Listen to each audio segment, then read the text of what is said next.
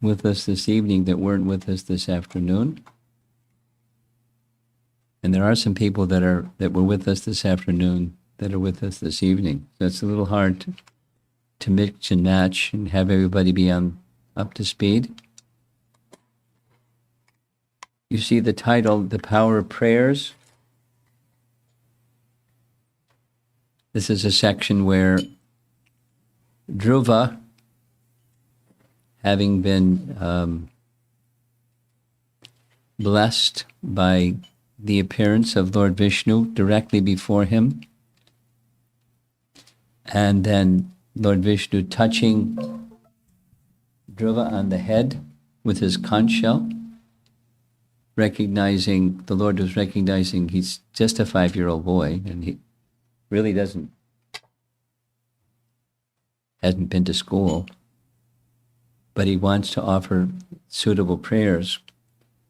So we've heard, by his touching him on the head with his conch shell, he didn't even have to go to school. Pretty good, huh? You ready? Vishnu's conch shell, ki jai. Not only he didn't have to go to school, but he became fully enlightened in the whole range of all that there is to know from the Vedas, which is everything. Imagine what that felt like. 5 years old. And he then offers, because he wanted to, he began offering prayers. Now, the prayer, or the consciousness that he had now, was so different than the consciousness that he had from the time he entered the forest and searching for Vishnu, and Narada, when he came to intervene and tested him, saw his determination, gave him a process by which he could achieve his heart's desire. And he did it, and the Lord came. So his consciousness has changed. So that change of consciousness, the subtitle here is Shifting the Fulcrum of Our Consciousness. The idea behind that is that, here's a nice little graphic, so you can watch the screen. This is a seesaw. And on one side of the seesaw is that stick figure person, that's us. The soul in a covered condition. Now, very important for leveraging from lower consciousness or conditioned consciousness to higher consciousness is a mind that's fixed, a fulcrum. And fixed in firm faith and determination. Dhruva had those qualifications. He had faith in Narada, and he was really determined to get that kingdom. So with that combination, something very fortunate happened. He received spiritual instructions. So then the seesaw starts to move. With the instructions on the other side of the seesaw, watch this. Whoa. Elevated consciousness. But you have to have a mind that's fixed, and to have that, you have to have firm faith and some determination, because it doesn't happen so quickly. But when that elevated consciousness awakens, then spiritual qualities also become the decoration of that person in elevated consciousness. So that's the subtext or subtitle, moving the fulcrum of our consciousness. That's the method. Should I do it again? Let's do it again. It's nice. Here, that skinny guy, that's us. And there's the mind that's fixed in firm faith and determinations. Along comes some nice spiritual instructions. Those spiritual instructions received carefully, consciousness becomes elevated. And then in that elevated consciousness decorated with spiritual qualities, the interior decorator is Krishna. He has a big spiritual qualities warehouse, and he could easily decorate the living entities with nice qualities. But that comes to those who have elevated consciousness. And we saw the process of how that happens. So there's Dhruva in the forest, and Supersoul instructing Narada to go give association to Dhruva. He gives him instructions to achieve that heart's desire, this super kingdom that he wants. And he goes off to Madhuvan and engages in very intense austerities, along with all the other things that were told to him to do. Worship the Personality of Godhead, fix him in your mind in great detail, describing how he looks, and worshiping of a deity form of the Lord, and so forth. So he did all of that. The emphasis that we heard earlier, the different stages of very intense austerities. By the 5th month, Dhruva was standing on one leg and concentrated totally on Parabrahman. And as you see, circumambulate around him is his mantra, Om Namo Bhagavate Vasudevaya. And as he was engaging in this way, he captured the Supreme Personality of Godhead. The three worlds began to tremble. The earth was being pressed down by the force of his toe, and the air in the universe was being choked. The demigods, choking, went to Lord Vishnu, the shore of the milk ocean, please help. He said, no problem. It's just a little boy, the son of King Uttanapada. He's doing these very intense austerities. I'll go take care of it. You can go back to your heavenly kingdom. So while Dhruva had the Personality of Godhead fixed in his heart, all of a sudden, that form of the Supreme Personality of Godhead, poof, just disappeared.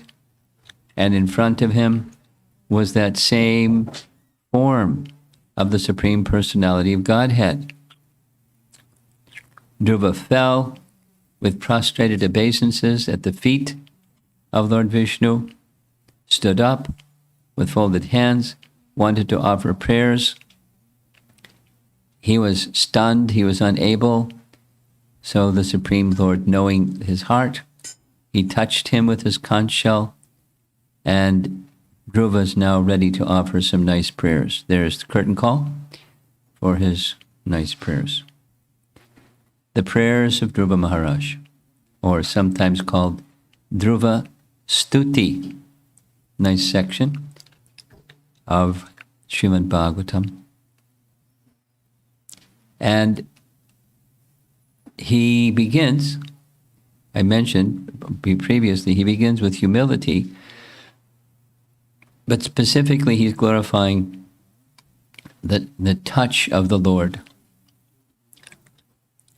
He is able to recognize truths about many, many things, including this potency of the touch of the Lord. Here's the Bhagavatam verse. I put in colored letters Pravishya,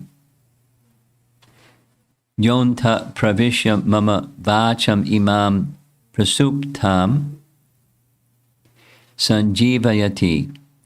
Prasuptam Prajivayati. This means the Lord breathes life into Dhruva's senses. You know, some of us like fasting on Pandava Nirjala Ekadasi. Coming up not too far away is Krishna Janmastami. Many of us fast on Krishna Janmastami. So we know the experience, what happens when you fast. There's some weakness in the body.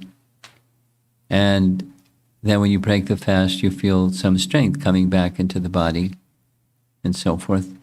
But look at his austerities. So when the Lord touched him in the head with his conch shell, it was as if life came back into Dhruva's senses. Yonta pravisha, he entered into Dhruva. Prasuptam sanjivayati, you have enlivened my sleeping senses.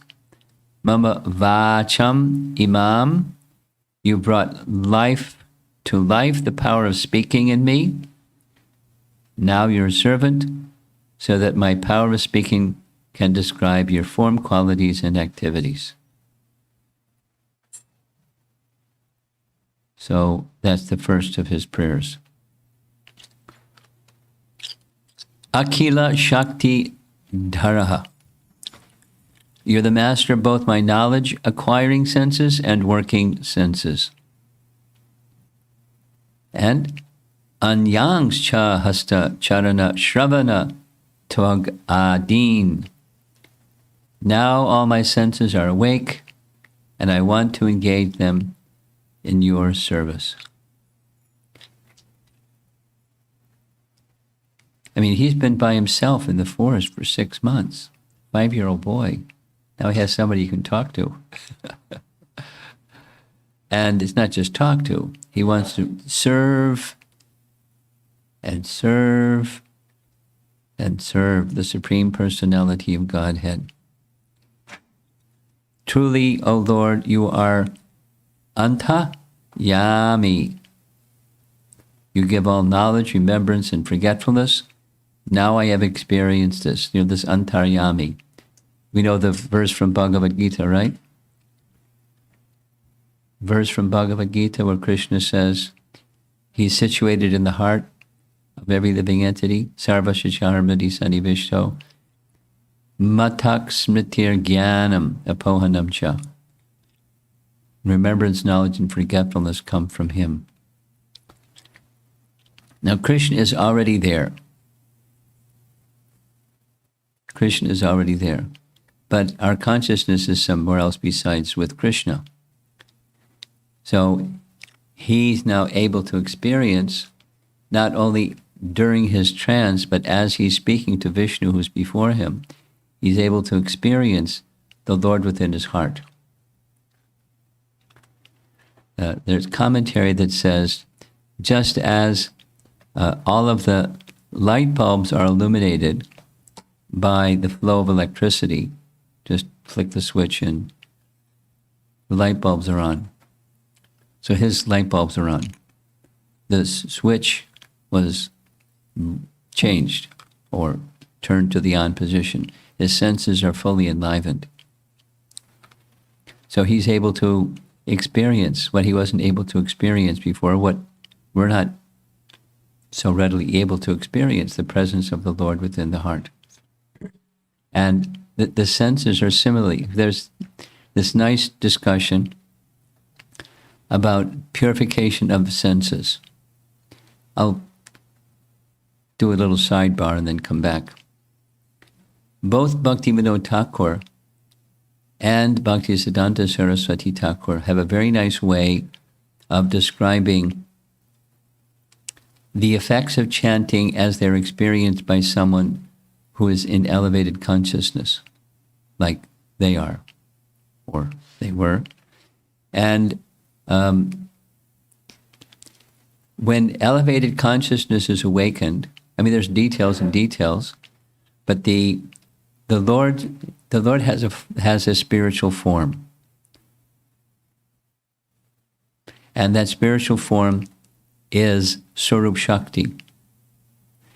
It's not he has Swarup Shakti, he is Swarup Shakti, and that Swarup Shakti, when it is available to us in the form of sound or in the presence of sound, because Krishna and his sound vibration are non-different, when one is in contact with that sound vibration, the Swarup Shakti is now acting on the soul, or more specifically, the consciousness of the soul.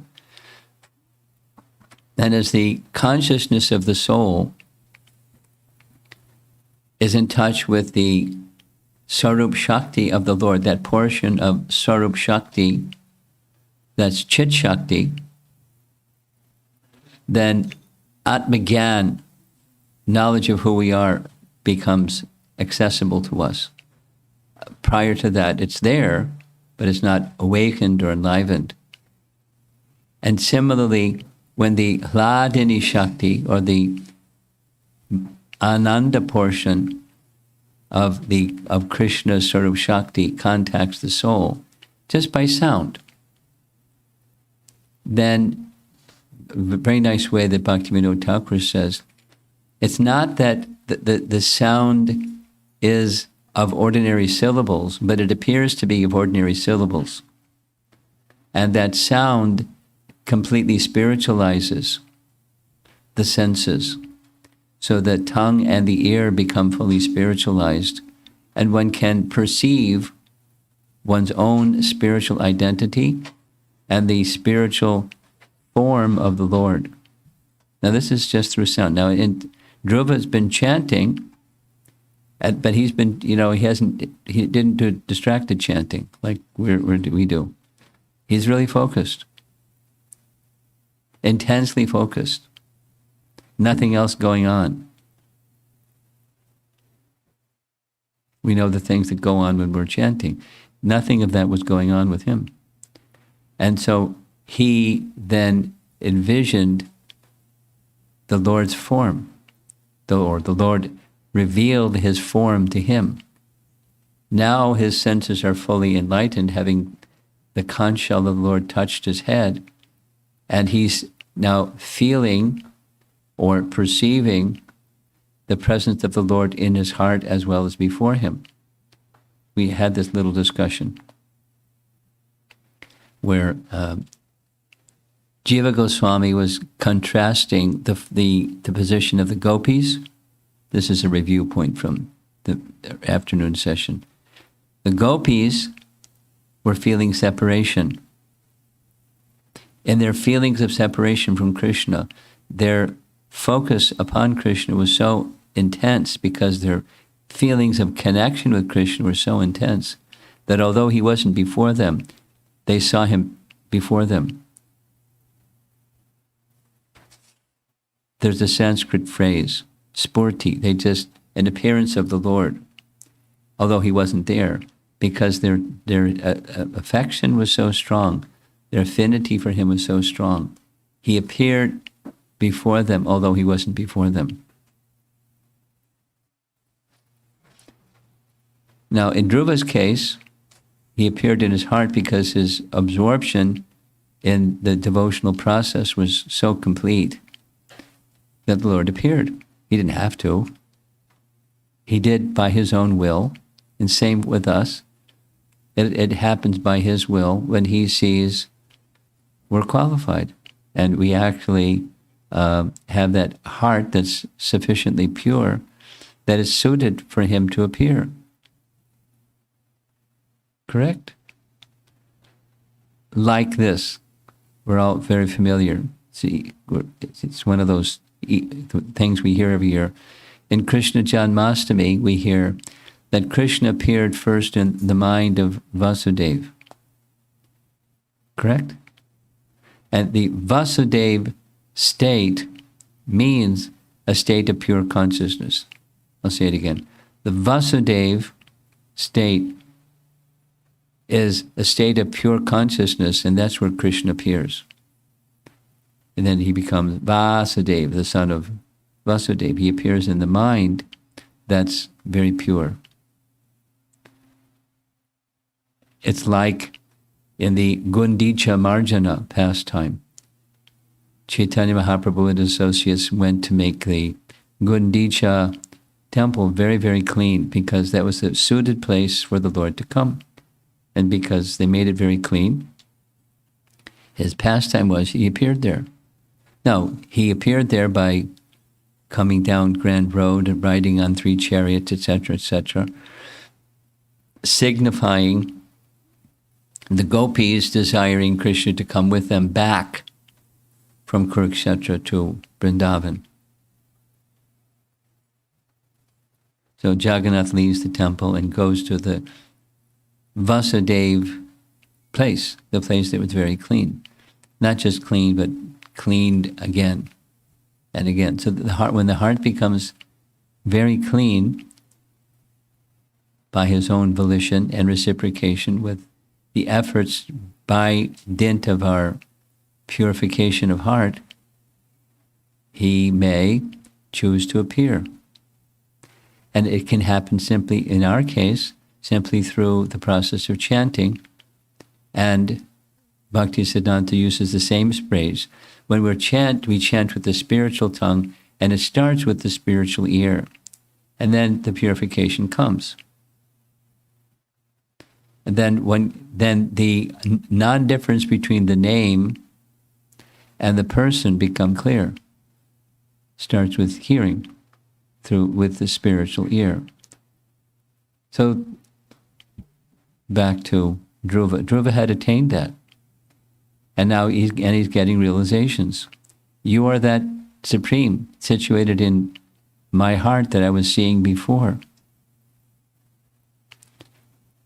Let's see what's happening here.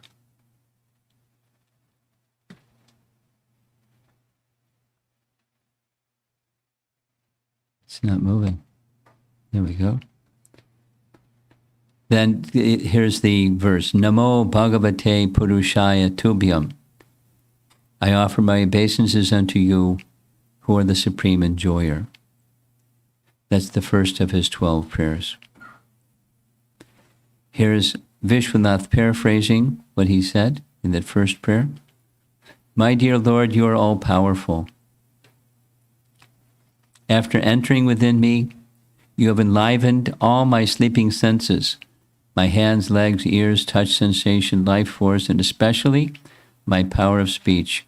You have made all of my senses spiritual. Let me offer my respectful obeisances unto you. So that's the first, the glorifying the touch of the Lord's conch shell.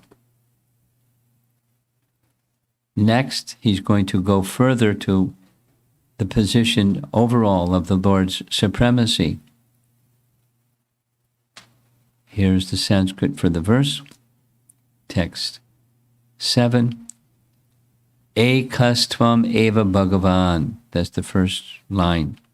My Lord, you are the Supreme One. Ekastvam eva Bhagavan. Idam Atma Shaktya. By your different energies, you appear differently in the spiritual and material worlds. So it's by his Atma Shakti, by his own potency. There may be other sub-controllers, but without your enabling, they cannot do anything. So it's by he's the supreme. Supreme with supreme potency that enables anyone to do anything. Just to, get up and walk across the floor. Now there's demigods that are in charge of everything, but the demigods get their power to do what they do from the Supreme Lord. So Krishna can take away our power of locomotion and we're paralyzed. Or he can give that power of locomotion and then we can walk because the walking propensity is there. But to do anything, it requires his potency. You create the total energy of the material world by your external potency. Now this is a Purusha function. He's describing, little by little, the process of creation. This is Mahavishnu, and he's lying on the causal ocean. Notice we don't see Lakshmi Devi. We don't see Lakshmi Devi because she is, according to the scriptures, she's situated within as the Lord is engaged in his yoga nidra, his mystic slumber. He is enjoying eternal pastimes with Rama Devi within. But Rama Devi within has her external expansion or reflection, or Chaya Devi, And that's what Mahavishnu is glancing over. The maid servant of Ramadevi as Pradhan or Chaya Devi, and he's glancing. By his glancing, he creates the Mahatattva, the total material energy, by his external potency. And then you enter into everything, both moving and non-moving, as Paramatma. Now there's some steps in between, but it's the same Supreme that he's honoring standing before him, Lord Vishnu. Just as fire entering into wood in different shapes burns brilliantly in different varieties. This is Sankhya, a 5-year-old boy giving a Sankhya class. So the fire that's within wood, we can say it comes from the sun. Yes? Yes? Fire that's within wood comes from the sun. So there's a process, scientists teach us, the photosynthesis process takes the light of the sun and transforms it into fire that's stored in the form of wood. But it's the fire of the sun. And the fire of the sun comes from the fire of Brahman. And the fire of Brahman comes from the Supreme Personality of Godhead. So just as fire enters into wood of different shapes and burns brilliantly in different varieties, so the variegatedness of material creation comes from a source that's also variegated, but we don't see the intermediate steps. We just see the varieties. And we don't see the original cause. But Dhruva is seeing the original, he's looking at him, Lord Vishnu. The senses of your devotees, by your mercy, focus on you and become spiritual, since they are completely filled with your presence. Svadhamna. That's from the previous verse. He's describing the process of spiritualization, just as I very quickly went through what Bhakti Siddhanta and Bhakti Vinod Thakur, our spiritualization process is not what Dhruva does. Our spiritualization process is Shravanam Kirtanam Vishnu, starting with chanting of the holy name. The senses of others, however, focus on Maya alone and become only material senses. Maya, Kyaya. Spiritualized senses, but now in this verse he's describing the process of material creation. That was pretty quick. He just described the process of creation in one verse. Next is a characteristic of Krishna that he is very kind.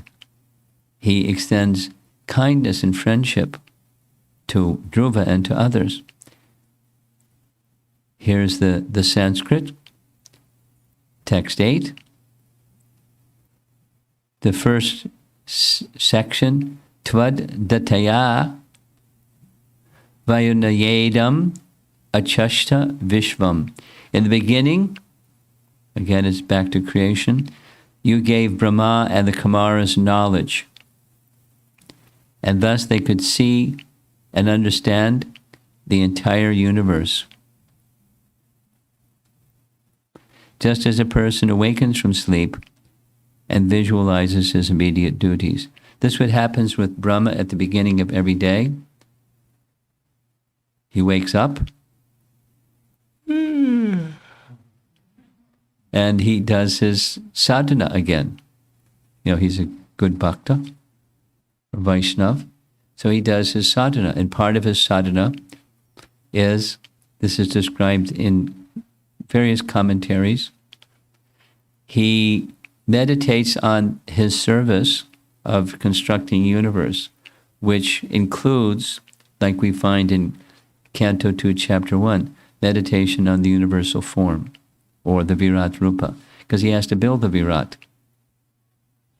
But the Virat Rupa is a form of the Lord, so he meditates on the form of the Lord. It's like as we were driving along here, we saw some houses going up.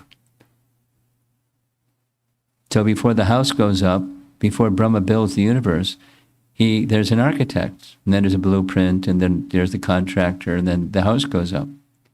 So Brahma doesn't have all those sub-departments. He's one department.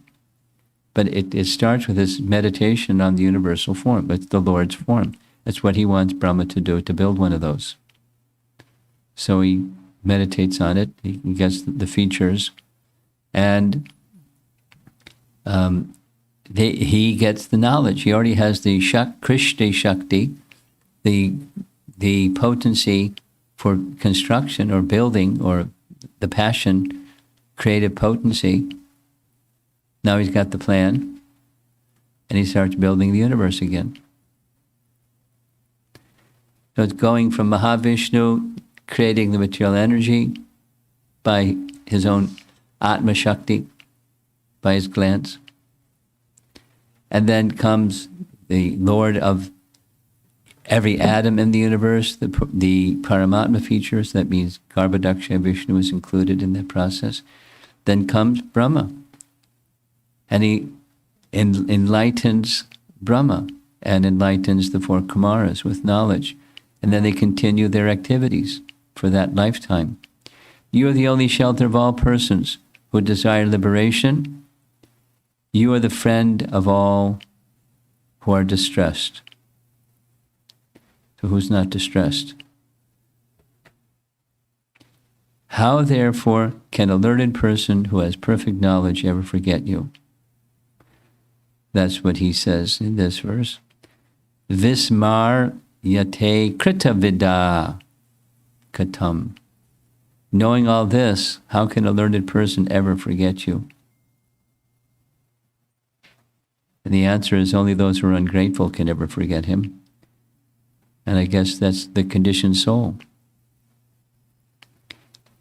Here's Vishwanath's translation of that verse. O my master,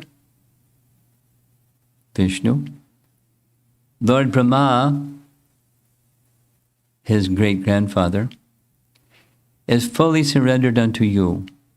In the beginning you gave him knowledge, and thus he could see and understand the entire universe, just as a person awakens from sleep and visualizes his immediate duties. You are the only shelter of all persons who desire liberation, and you are the friend of all who are distressed. How, therefore, can a learned person who has perfect knowledge ever forget you? That was the second out of 12. Here's the third. Dhruva feels genuinely humble. Now, commonly, when verses like this, series of verses, the humility verse comes first. Certainly that's where Prahlad's first verse is expressions of humility. Foolish persons such as me desire benedictions from you for sense gratification. Now, he wanted a big-time desire. He wanted a big-time kingdom, a never-before-attained kingdom. But material, benediction, sakkama. Sense gratification is available even for those who live in hellish conditions, so that don't desire sense gratification. It's available. We heard this in the afternoon session as well, or midday session. Persons who worship you simply for sense gratification of this bag of skin are certainly influenced by your illusory energy. Nunam vimushta matayas. Certainly Maya has stolen their intelligence, like me, who worship you for a kingdom.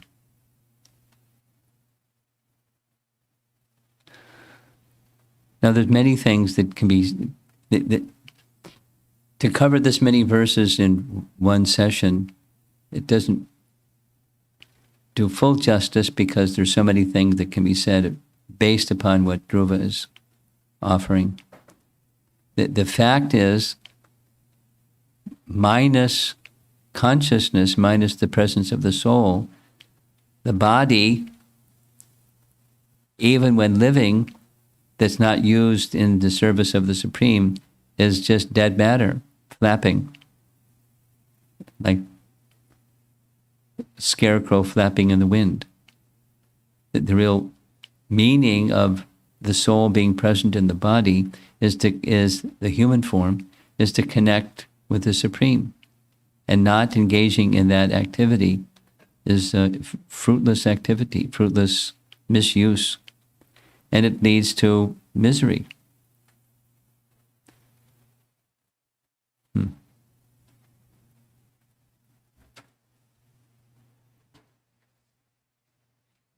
Prabhupada would elaborate on that extensively.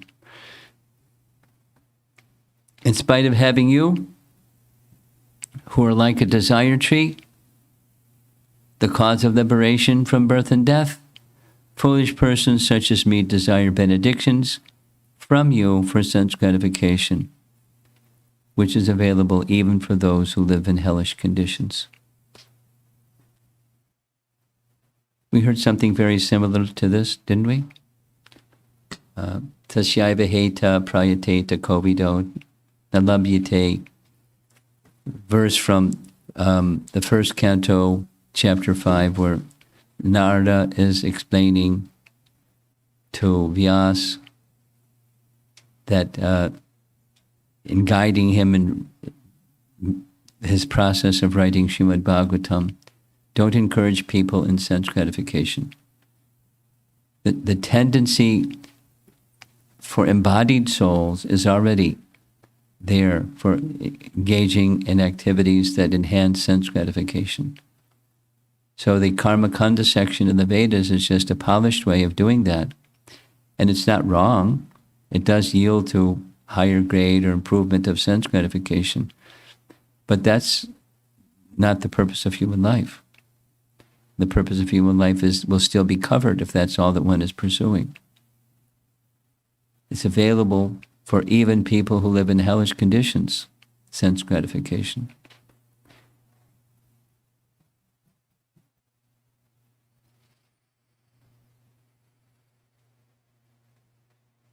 Modes of nature are really powerful and a little mysterious.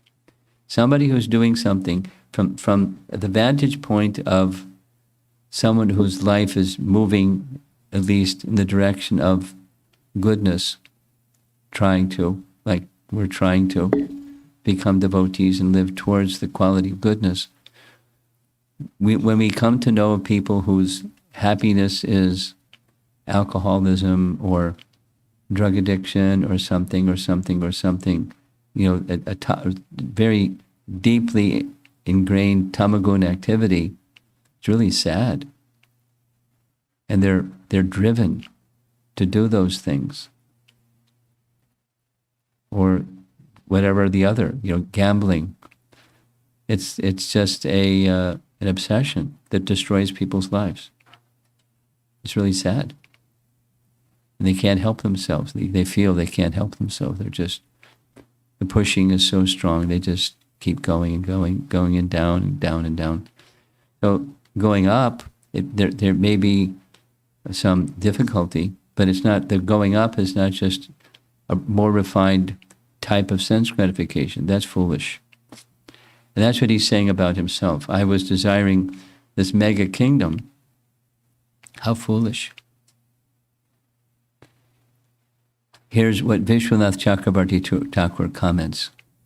Those who worship you, giver of freedom from birth and death, for insignificant results, as if you were a material desire tree, and through a corpse-like body of human form desire happiness arising from sense objects, which is available to lower animals, are certainly cheated of their intelligence by your Maya. And his commentary, the fourth type of devotee, the Artarti Bhakta, is me. What's that reference to? There are four types of pious people that render service to me. Who knows the verse? Someone raise your hand. Chatur Vidha Bhajante Mam. Who knows the verse? Yes. Say the verse. You forgot. Chaturvidha bhajante mam jana sukritanarjana jigyasu artarti. You don't remember? Okay. Anyone remember? Chaturvidha, 4 vidhas, 4 types. Chaturvidha bhajante mam, 4 types of people worship me. Jana sukriti, those who are pious, persons who are pious, O Arjuna.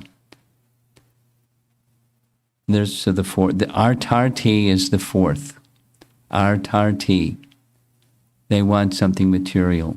Artarti. He is the lowest and most foolish. Certainly, their intelligence has been cheated. Who are they? They worship you, who give freedom from birth and death. Bhavapyaya. For trifling results. Thus, they worship you as a desire tree. They desire happiness, upabhogyam, through the body comparable to a corpse. This should not be desired. That happiness arising from relation to sense objects is available in birth of pigs. Not a K.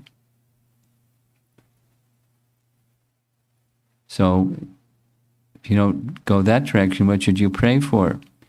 Heavenly planets? No. Dhruva appreciates the platform of the blissfulness of bhakti. There's someone on the path heading to Krishna's lotus feet. Although one may be elevated to heavenly planets, he falls down in due course of time. We're familiar, Aruya Krishna Param Padam Tada. But same as in Bhagavad Gita. The bliss derived from devotional service cannot be compared to that experienced by jnanis or yogis.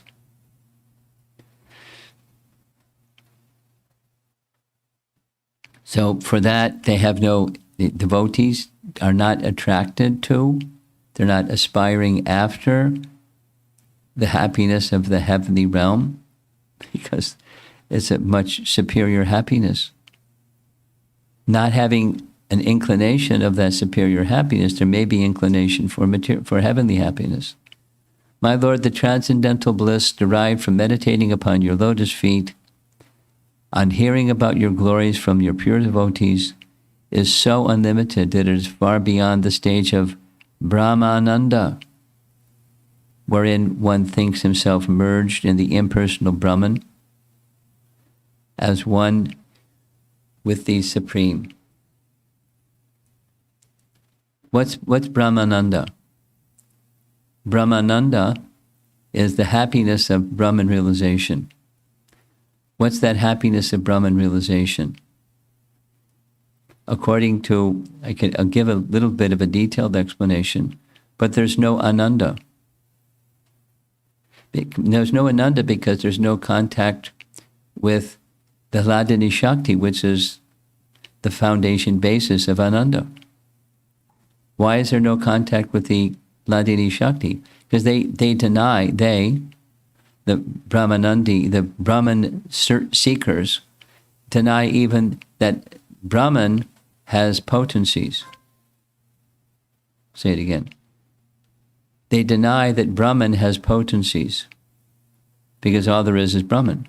If you have potencies and Brahman, then you have two things. So you can't have potencies. So they deny the existence of the potencies of Brahman. So there's no Ananda. So what is it, Brahmananda? It's the cessation of material suffering. Very simple. Prabhupada's example, it's very simple. You're banging your head against the wall and it hurts and you stop.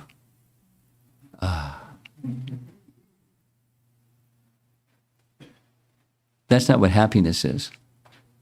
It's cessation of material suffering, that's all unnatural, abnormal, and unhealthy and unwholesome, and you stop it, that's negation of the material, the neti process. What's Brahman? Well, it's not this and it's not this. Okay, what is it? It's not this and it's not this. Okay, what is it? That's what Brahman is. It's not this and it's not this. That's Brahman realization. There's no ananda. It's just the cessation of material suffering.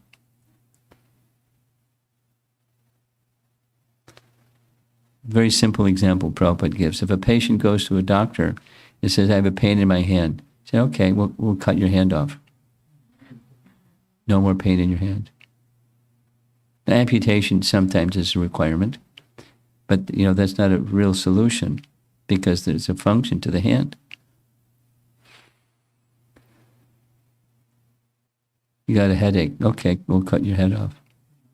Then you won't have a headache anymore. So cessation of material existence, or because that's what nirvana means. Nirvana means cessation of material existence. So when you stop material existence, that's ananda. It's not positive. It's the absence of the negative, but it's not the positive. So the attraction, there's no attraction for a Vaishnav who is experiencing the happiness of being connected with the personality of Godhead in a loving relationship. Access to that is through the medium of our practices of sadhana bhakti. There's a happiness. Otherwise, why do we continue? There's something there. There's something there. Otherwise, why do we continue? We would do something else because we want happiness.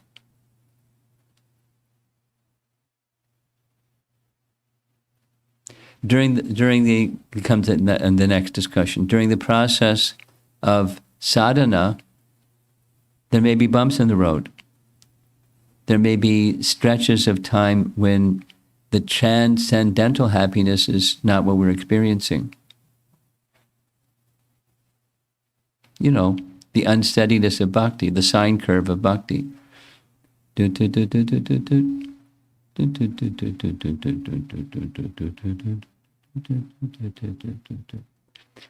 It's how purification goes until one becomes purified.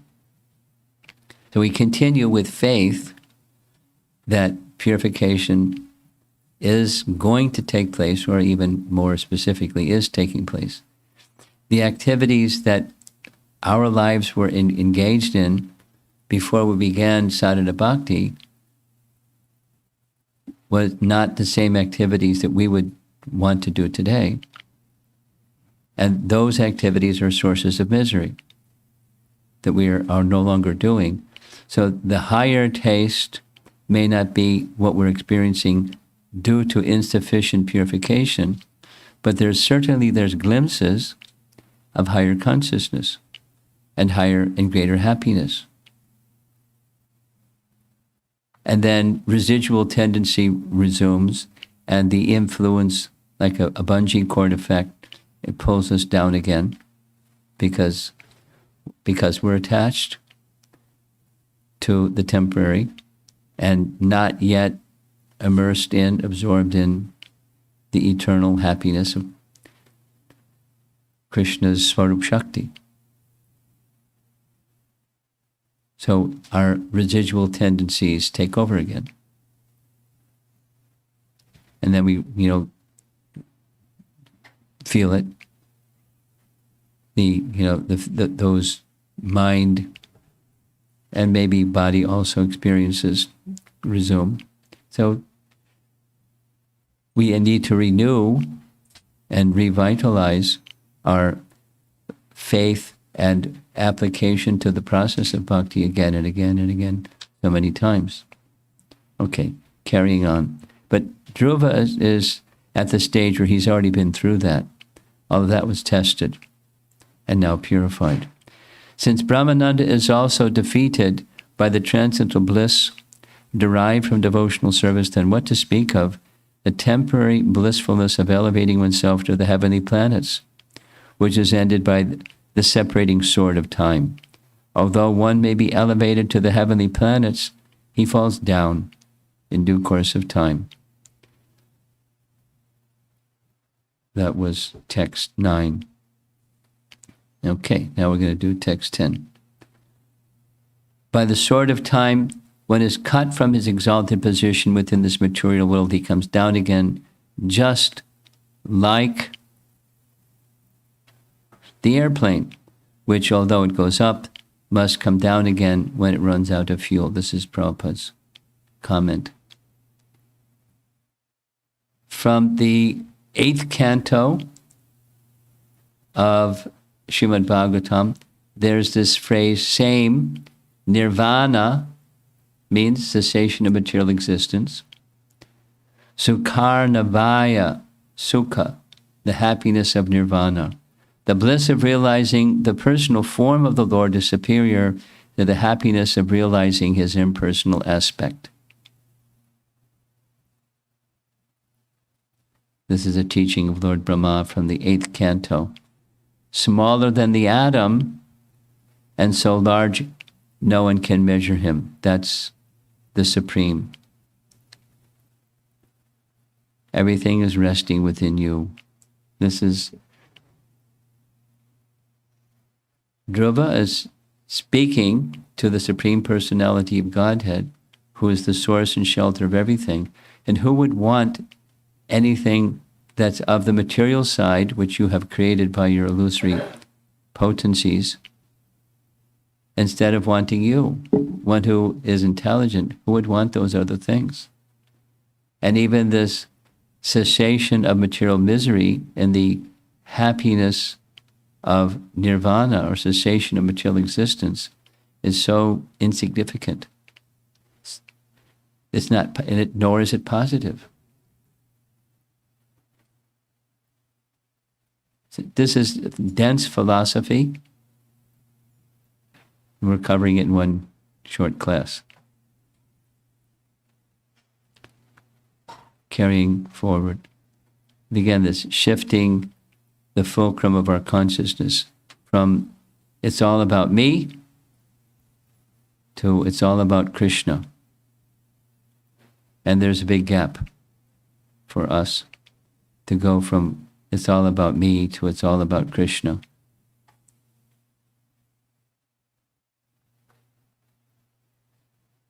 So what are some of the things that we can do to go from the lower left corner? That's the same as the sakama to nishkam, bhakti. How do we go from I'm at the center to Krishna's at the center fully? Obviously, one of the requirements is the medium of service, where he's the master and I'm the servant. For the servant, it's all about the master. The happiness of the master is the happiness of the servant. So in that transition phase for us, what are we to do to move to transition to it's all about Krishna? And what are our opportunities to have the conch shell of Vishnu touch our head, or to be touched by the Lord, so we can become lifted as Dhruva was lifted?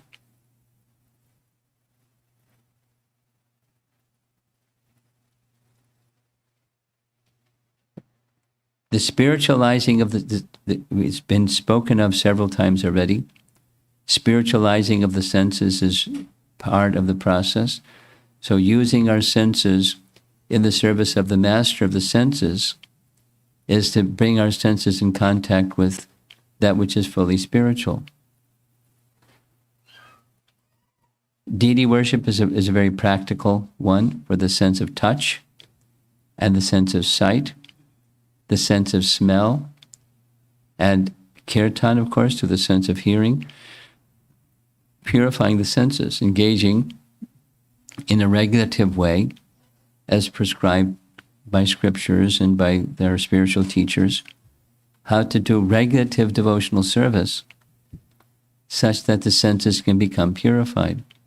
I mean, Narada gave to Dhruva a very elaborate set of things, and he did them along with, side by side with, his intense, super intense austerities. It wasn't the austerities per se, it's the bhakti.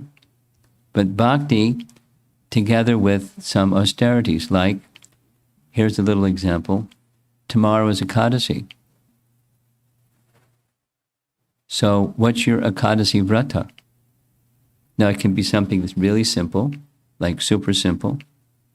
The Ekadasi vrata can be, don't take beans and grains. End of story. Or it can be, your Ekadasi vrata can be something a little bit more, or something a little bit more on the negation side. But it's not just the negation side, it's the increase side. Something that you can do not just tomorrow on Ekadasi, but for your Ekadasi vratas. What can you do to increase your devotion to Krishna? Some devotees chant extra rounds. Some devotees read something, a section from the scripture, or a chapter from the Bhagavatam, or something. Or they have a reading group that on Ekadasi days they get together and they increase their reading because it's an auspicious day. So it's something on the do without and something with the increase. That's what moving from it's all about me to it's all about Krishna is about. In steps, incremental steps towards that, taking advantage of something that's auspicious. And then you engage in auspicious activities or transcendental activities in something that is auspicious. Ekadasi is a very powerful day. And it comes twice a month. And tomorrow's one of them. So think of it. Think of what you can do, not just tomorrow, but in a sustainable way to move the fulcrum from the sense, the routine, to Krishna consciousness. 2 more verses. Now his prayers are continuing, aspiring for association of devotees. He wants more association of devotees. So he's going to get it, but this is one of his prayers. Look at this. All that association of devotees. It's like the flow of a river. Dhruva continued, O unlimited Lord, kindly bless me so that I may associate with Bhaktim Bahu Brahavahatam Tvayi, great devotees like Narada, who engage in your transcendental service constantly as the waves of a river constantly flow. Let me be with such personalities.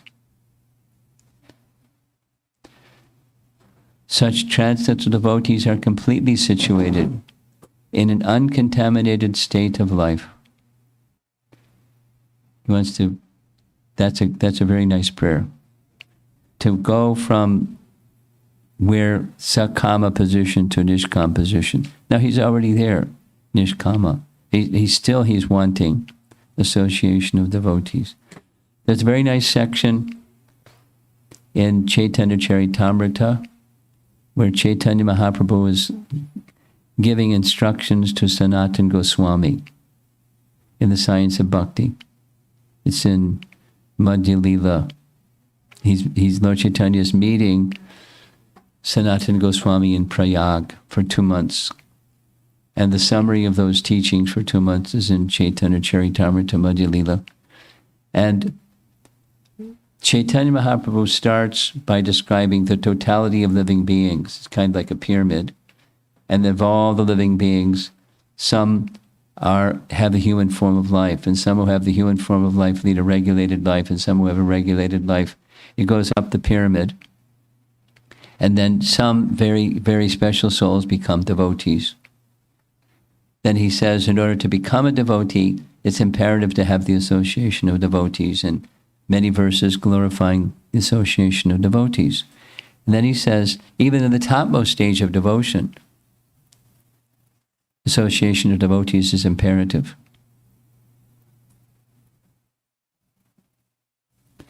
Association of devotees is imperative. So Dhruva is in the topmost stage. He's had Narada's association. He's going to have other devotees' association too. But he's understanding the great significance. Why? Because such persons, they're completely situated in an uncontaminated state of life. Here's what Vishwanath writes. Bhakti composed of hearing and chanting will not be sweet without proper association. Therefore, Dhruva prays for the association of those who continually perform bhakti. Doubt. But then you'll still have fear of the ocean of suffering caused by samsara. I mean, will the cycle of birth and death cease just by having devotee association? Raising his hands in pride, Dhruva speaks. Here's an ocean with lots of waves. Looks pretty fierce, doesn't it? Like to be swimming around in that. I will overpower the terrible ocean of material life, full of countless pains, by the strength of that association. Let it come before me. Let us see. Nothing is impossible for me. I will be drunk with tasting the nectar of your qualities and pastimes. The qualities of material life, such as rivalry, ignorance, and hatred, cannot make this drunkard suffer. Vishwanath. Even death cannot touch the person who has drunk immortal nectar. By bhakti produced from association with devotees, one directly meets the Lord. Then one again prays for association with devotees, which is exactly what Dhruva is doing. Having achieved that elevated position, he understands. In the case of Lord Chaitanya's talks with Sanatana Goswami, not that Sanatana Goswami had achieved it, but he's describing the process of achieving it. And then having achieved it, association is imperative. Here is Dhruva, he's achieved it, and he's saying the same thing. Confirmed. Association of devotees is imperative, and its capacity is to carry one beyond the struggles of material life.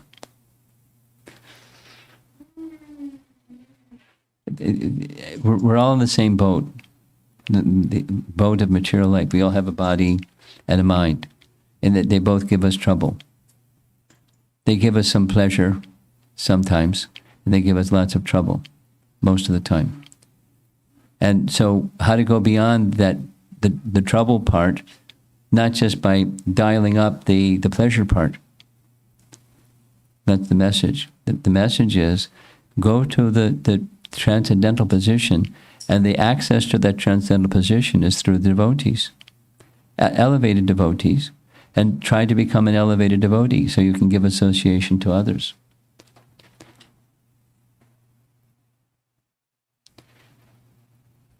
Bhakti Vishwanath writes, this indicates that bhakti in the form of association with devotees, bhakti in the form of association with devotees is the cause of bhakti. And bhakti is the result of bhakti. Thus, this verse states the opinion of the devotees. Nice, Vishwanath. By the process of devotional service, I shall surely be able to cross the nescient ocean of material existence, which is filled with the waves of blazing, fire-like dangers. Sound familiar? what's the first verse of Shikshastaka? Cheta darpana marjanam bhava mahadavagni nirvapanam. There's the blazing fire of material existence. And through the bhakti that's awakened in the association of bhaktas, those that are sincere, genuine devotees, the blazing fire of material existence can be extinguished. Same message is found in Brihat Bhagavatamrita. Here's the reference from Brihat Bhagavatamrita by Sanatana Goswami. Because the devotees of Vishnu serve him constantly, their hearts are completely pure, and for that reason they are exalted souls. The association of such Vaishnavas is extremely desirable.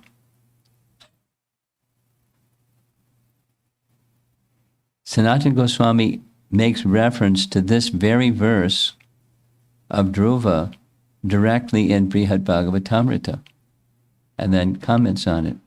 Dhruva anticipates that in the company of Vaishnavas, he will drink the nectar of topics about the Supreme Lord, which will intoxicate him and empower him to cross effortlessly the dangerous ocean of samsara. It's something like the prayers of Prahlad Maharaj. There's some of the prayers of Prahlad that are really well-known verses that our acharyas and our devotees like to refer to.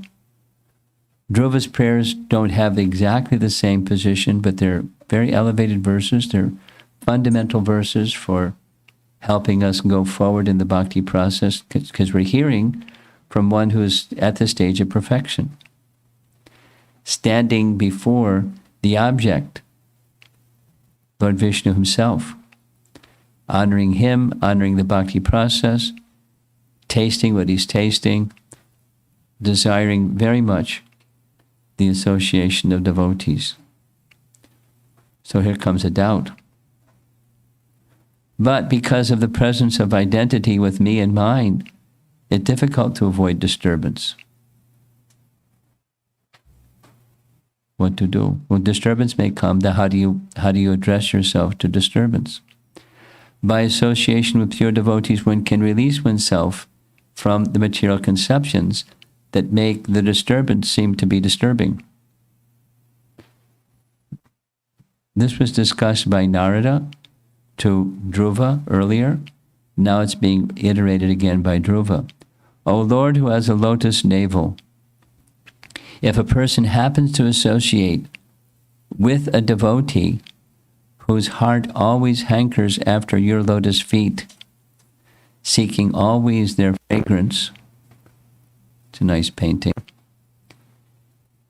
he is never attached to the material body or in a bodily relationship to offspring, friends, home, wealth, and wife, which are very, very dear to materialistic persons.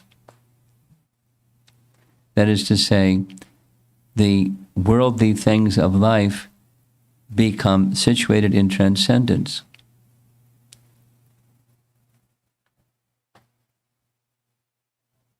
I'm thinking as I'm speaking this particularly, there's one devotee that's with us. They really like to bake cakes.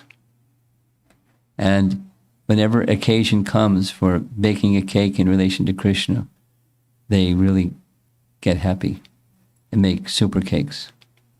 And they take pictures of those super cakes, and then the devotees feast on the super cakes. And it's just something that's just a liking that may be there for confectioners becomes a happiness and a great transcendental joy for the devotees of the Lord, and do that which is otherwise ordinary of the material field, something that's in the transcendental realm, a celebration of Krishna and so forth. Other devotees like kirtan and make some recordings of kirtan in favor of some special occasion, and so forth and so on. Some devotees like organizing festivals for the pleasure of the deity and the pleasure of the devotees, and that's their absorption. And otherwise, it's just moving matter, manipulating material energy this way, that way. But there's something about it. I can say this from practical experience. For maybe, I forget the number of years, something like 20 years, I had a lot of involvement in the New York Rath Yatra. Both every aspect of the festival and the parade I had responsibility for. You can imagine that was a pretty busy time. But I can say that there was such a joy, a transcendental joy. I mean, there's a lot of thises and that's and organizing and headaches and things didn't work and overcoming the things that weren't working and all of those things that goes with organization. But that just doing some service for Lord Jagannath, very special. And if you don't engage those tendencies in service, you won't know what that happiness is. And you do engage those tendencies in service, in the mood of service, and there's a joy. It's just not accessible anywhere else. And so the happiness that's there for those that aren't in service to Krishna, there's an attachment that comes from those activities, but there's no joy. But it's attachment to sorrow, attachment to the sources of misery. Association to devotees who are attached to the fragrance of the lotus feet of the Lord. Nice painting, lotus feet of the Lord, like the four Kumaras. Vishwanath Chakravarti Thakur says, according to Sridhar Swami, the word tu indicates that these great souls, by fixing themselves in yoga, have given up identification with the body, both I and mine. This is the nature of the devotee, since he is nishkam. These wise souls who understand how your Maya deludes all human beings render potent, loving service to you for the source of liberation from birth and death. This is the Sanskrit phrase.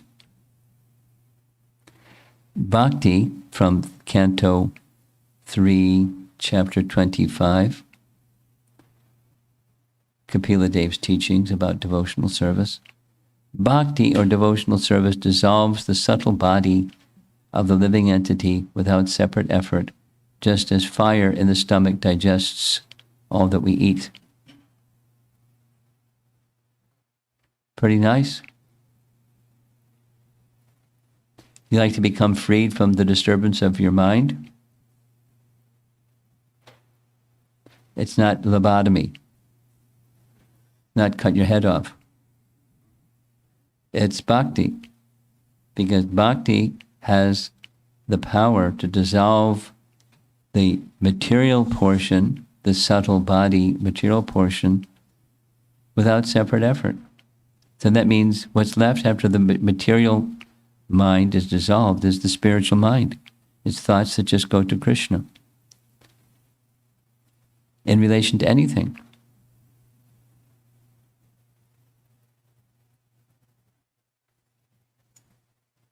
Very nice. Very nice. These wise souls who understand how your Maya deludes all human beings render potent service to you, who are the source of liberation of birth and death. That was the previous slide. And Dhruva is understanding it. Wait a minute. If this is so, Dhruva, then you already know. Why did you worship the Lord with a desire for position greater than that attained by your forefathers?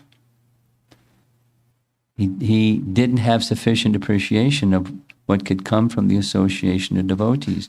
The devotees helped me go beyond my material conceptions. That's why I'm praying for more of that association of devotees.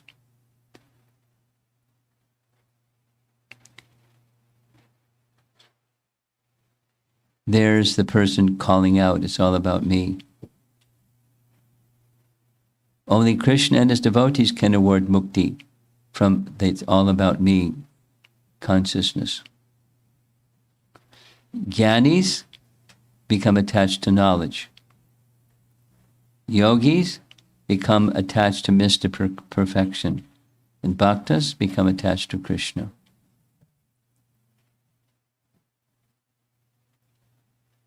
That's the prayer that Prahlad is encouraging us, setting by his example and encouraging us. Pray to see reality through our devotional connection with Krishna.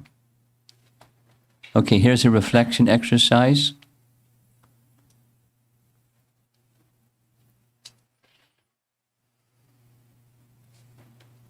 "20 minutes to 7.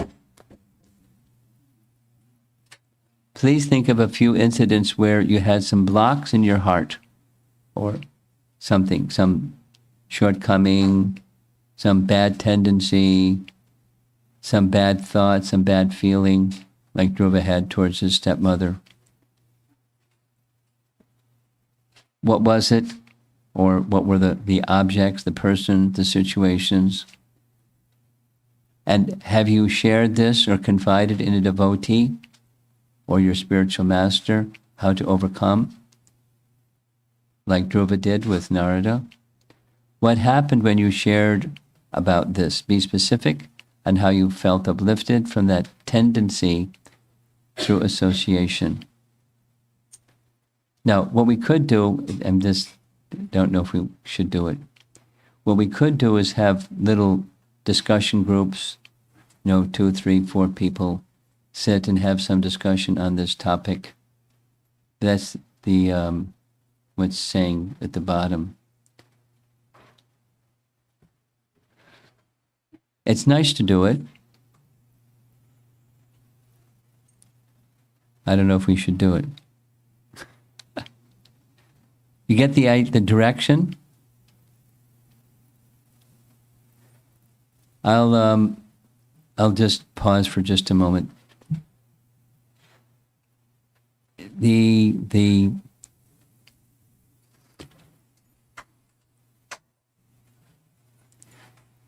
There are courses that teach Bhakti Shastri. To become a certified Bhakti Shastri teacher, one has to take Teacher Training Course Part 1 and Teacher Training Course Part 2. TTC 1. TTC 2. And one of the things they teach in TTC 1 and then elaborate on it in TTC 2 is this. That is, engaging the students that you're working with in your Bhakti Shastri course in interactive application sessions. This is an example of a product of TTC 1 and 2. And it's nice because you start to understand in a more personal way what the subject is that's being discussed. And it also helps in building relationships. So like there's a few younger girls here and they can get together and discuss this topic, and some ladies get together and discuss this topic. And so you get to understand another person or the social interactions in application. So it's conducive to application and conducive to relationships. So it's not just conceptual. It's nice to do.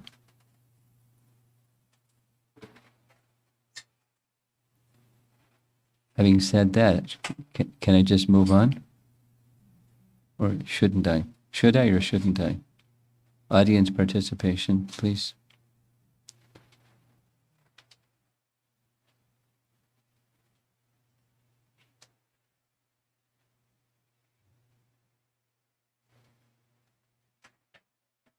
Let's do it. We'll take 5 minutes. Give a little break from looking at the screen and hearing my voice. Look around you and,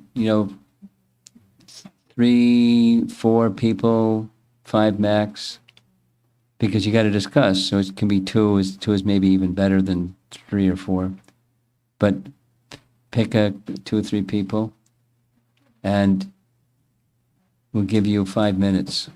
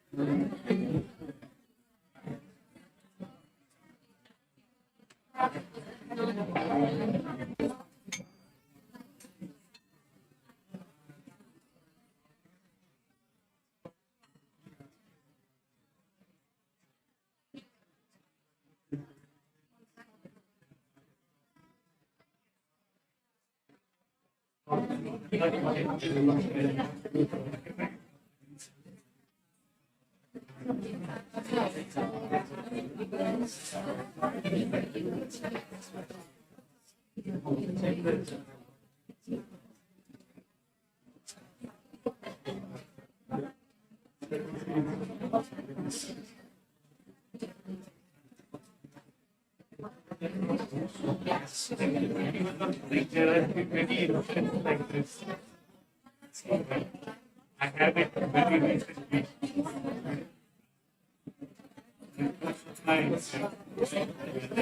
One of my close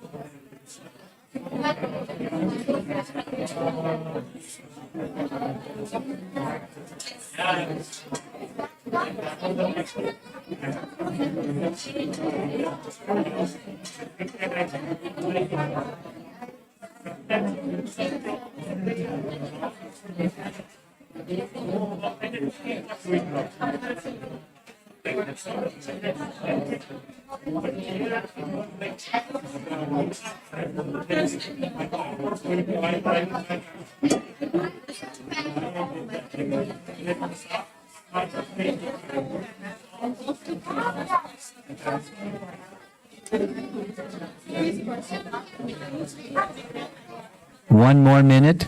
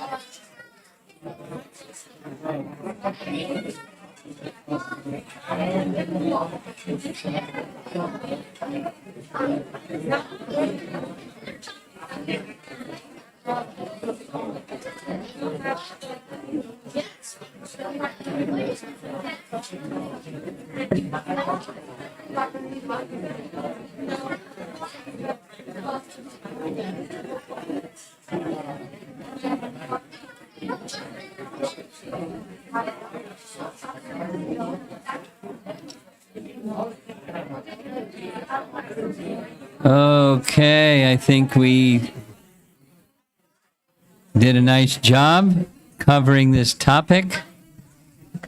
And I'd like to focus again. Haribo, Haribo, Haribo, Nittai Gaur, Haribo.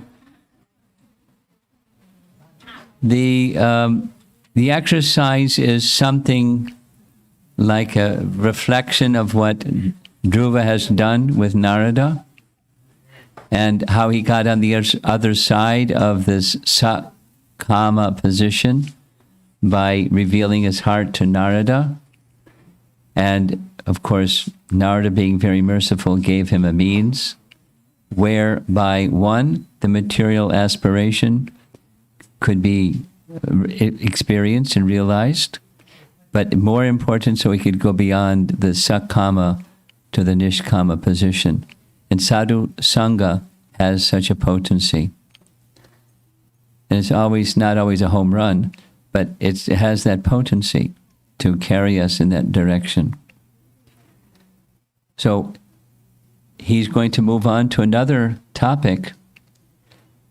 After the merit of devotee association and the bhakti process itself, he's going to focus even more now just on the object of devotion, the personality of Godhead, the personal features of Vishnu or Krishna. Now notice it's the text 15 and 17, so we're going to cover 15 and 17 and then come back to 16. There's Dhruva, and he's with the personality of Godhead. Before, I thought that this material universe was everything. Now that I have seen your transcendental form, I know that you are everything. Here's the verse. And the translation reads, nice painting. My dear Lord, O Supreme Unborn, I know that the different varieties of living entities, such as animals, trees, birds, reptiles, demigods, and human beings, are spread throughout the universe, which is caused by the total material energy. And I know that they are sometimes manifest and sometimes unmanifest. Now watch what happens to this picture. Vishnu appears. But I had never before experienced the supreme form I behold as I see you now. Now all kinds of methods of theorizing have come to an end. Notice there's Dhruva with his head at the feet of Vishnu. Dhruva Maharaj here compares his previous state of worldly understanding with his newly awakened perfection of understanding arising due to the presence of the Supreme Lord. The position of a living entity is to render service. Unless he comes to the stage of appreciating the Supreme Personality of Godhead, he engages in the limited service of the various forms of trees, reptiles, animals, men, demigods, and so forth. His life has changed. Now, I know that the Lord's transcendental personal form is above this universal form, and for one who knows his personal form, nothing further remains to be known. This is Advaita Acharya, pictured here with Chaitanya Mahaprabhu, who is showing Advaita Acharya, who is none other than Mahavishnu, his universal form. So not only Arjuna saw.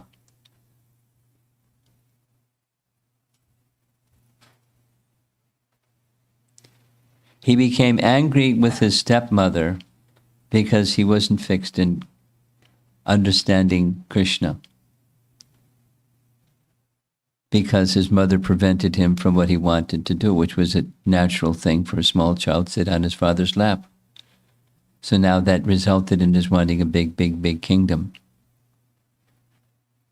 And that's because I didn't have any conception of you. But now,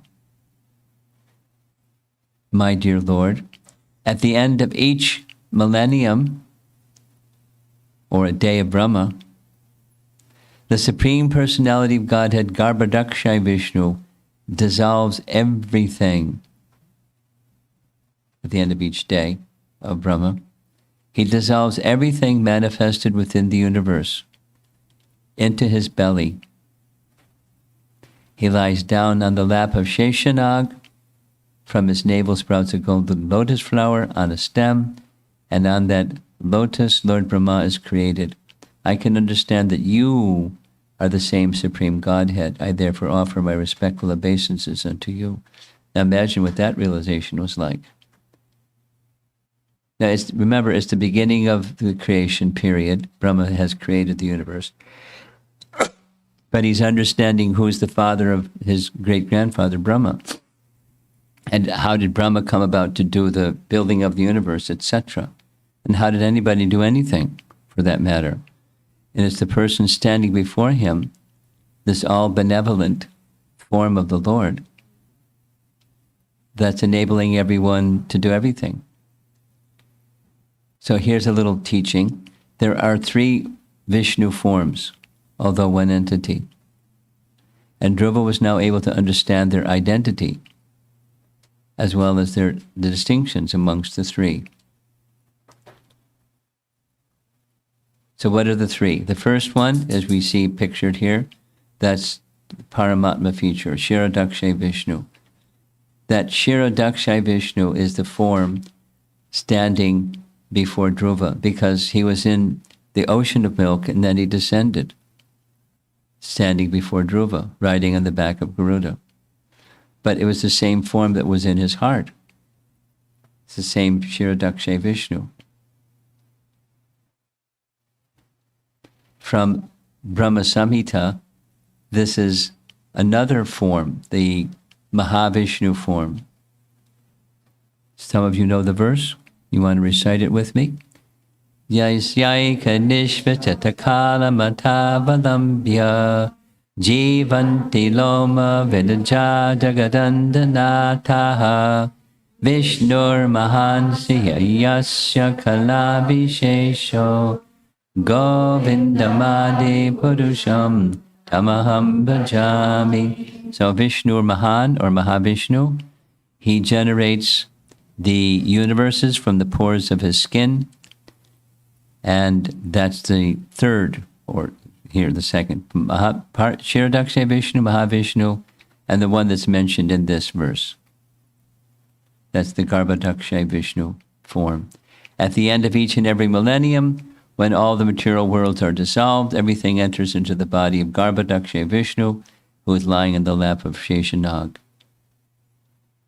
So there's three forms of Vishnu, each specified according to function, but there's one entity. Let's do this. How many human beings are assembled in this room right now? Something like 30, 35? 30, 35? How many? 50. Okay, there's 50. There's maybe other, plants and trees and bugs and other living entities, but 50 human beings. So that means there's 50 super souls. Girls, pay attention. How many super souls are there? One. Is it one or is it 50? One. One super soul, equally situated in the hearts of all 50 of us. Okay, next. We're all situated in, not only in a particular town and somewhere in the state of Washington, we're situated on the Earth planet, we're situated within this universe. And within each universe, there's how many Garbhodaksha Vishnus? One. And how many universes are there? Innumerable. How many Garbhodaksha Vishnus are there? One. Just like there's one super soul. And there's one Mahavishnu who generates so many universes. So there's one Mahavishnu, unlimited Garbhodaksha Vishnu is situated as one, and unlimited Kshirodaksha Vishnus, whose expansion of Garbhodaksha Vishnu. So how many Vishnus are there? One. Or you can say three. Or you can say unlimited. They're all right answers. But it's also correct to say it's one Vishnu, variously manifested. And according to the manifestation or the function, there's different names. Nomenclature is diverse, but it's one entity. And similarly, then one can say those Vishnu forms are expansions of Krishna. So they're also not different than Krishna. We can also say there's differences. That's our oneness and difference teaching from Lord Chaitanya. So how can one know and understand about someone who existed before they existed? This is a Bhagavad Gita chapter 10 question. Krishna says in Bhagavad Gita chapter 10, the first few verses, no one knows me because I existed before they existed. So they can't know. They can say perhaps maybe or something, but they can't know unless it's disclosed by the one who existed before they existed. And then you can know.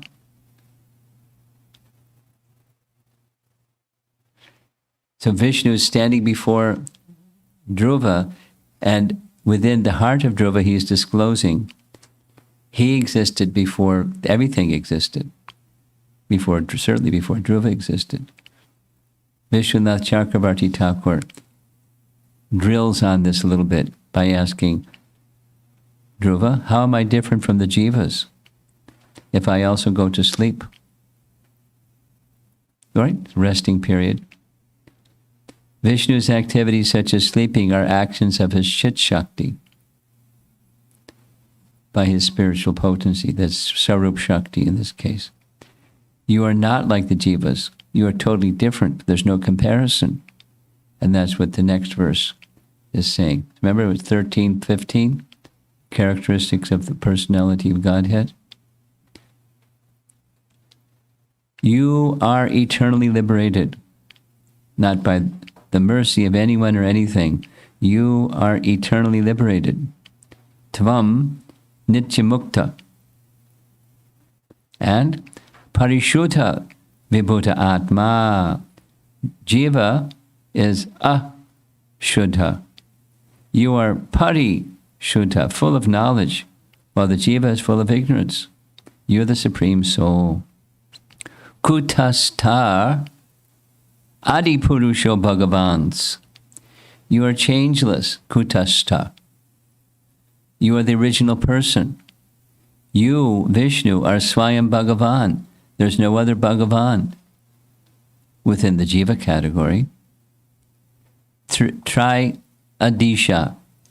You are the controller of the three modes. The Jiva is controlled by the three modes.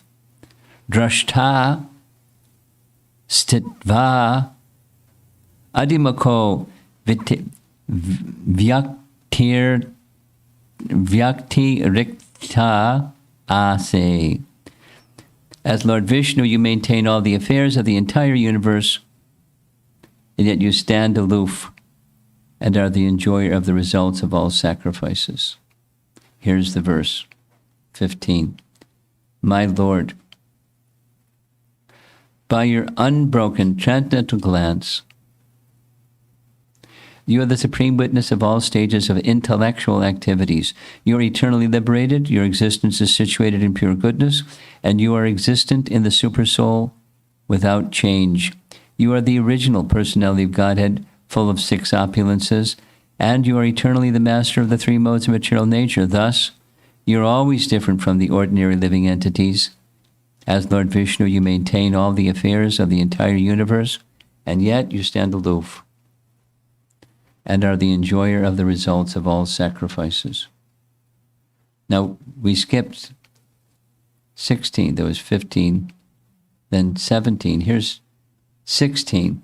In the midst of describing the personal form of the Lord, Dhruva now describes his impersonal Brahman feature. Like, he hasn't gone to school. He's 5 years old, and he knows all this stuff. Kids, find Vishnu's conch shell.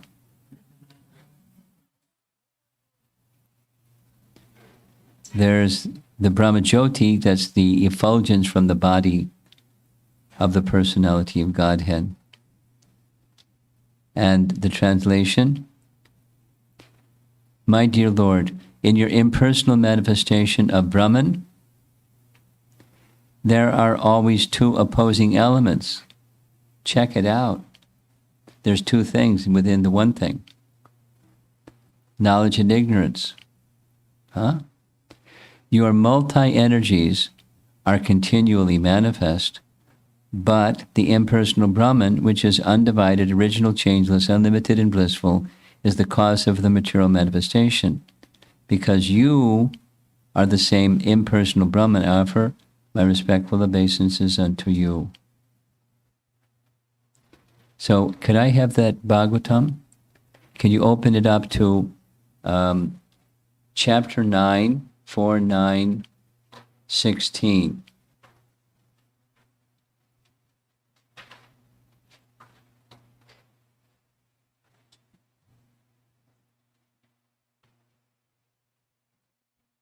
And I'm supposed to read something here from the purport. So this is the verse that's showing on your screen is text 16. And I'm going to read to you the third paragraph. It is said that this impersonal Brahman is the distant realization of the absolute truth.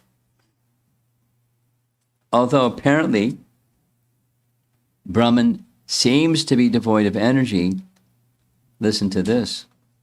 Factually, it has different energies, working under the headings of knowledge and ignorance. You're interested to hear the rest, right? That we don't normally hear this one. On account of these different energies, there is continually a manifestation of vidya and avidya. vidya and avidya are very nicely described in Ishopanishad. Oh yeah. Vidyam cha tadvedo bhayam saha. Some of you know the verse from Ishopanishad. It is said there that sometimes, due to avidya, or a poor fund of knowledge, one accepts the absolute truth as ultimately impersonal. But, in fact, the impersonal and personal realizations develop in proportion to the development of devotional service. The more we develop our devotional service, the more closely we approach the absolute truth, which, in the beginning, when we realize the absolute truth from a distant place, is manifest as impersonal. Pretty interesting. I find it interesting. Okay, so in Mantra 9 and Mantra 11 of Ishopanishad, it says the same thing. And can you find that on your little handheld, your phone? Can you find Ishopanishad mantras 9 and 11? So I'm going to read them shortly.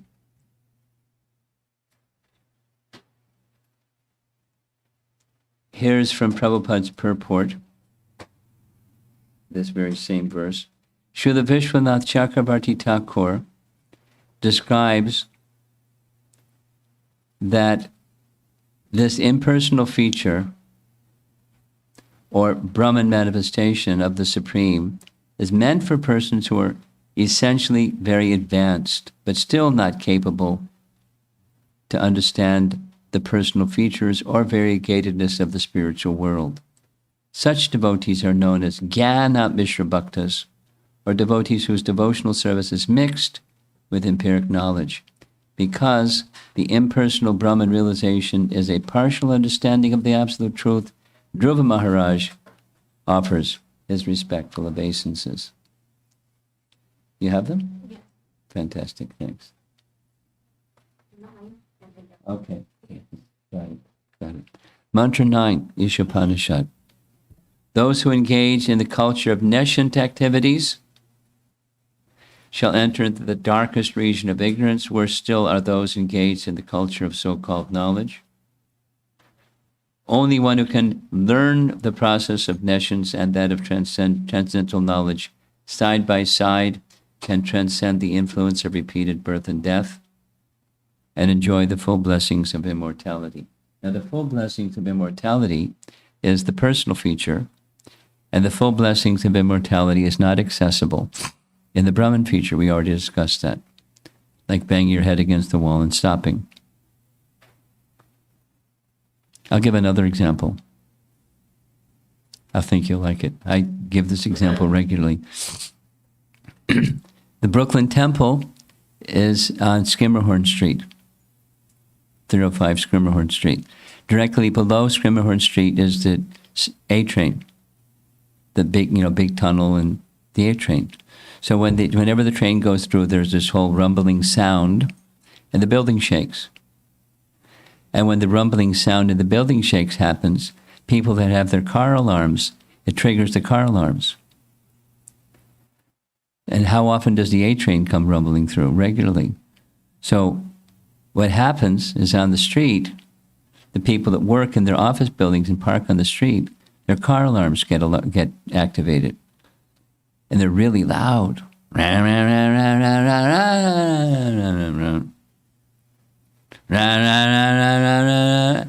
It goes on like that until their lunch break. And with the lunch break, they turn their car alarms off. That's Brahman realization.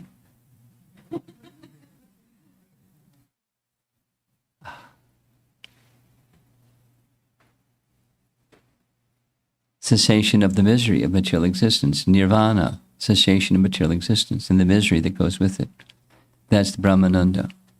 That's not the experience of the transcendental blessings of immortality. Here is Vishwanath Chakravarti Thakur expanding. Haribol.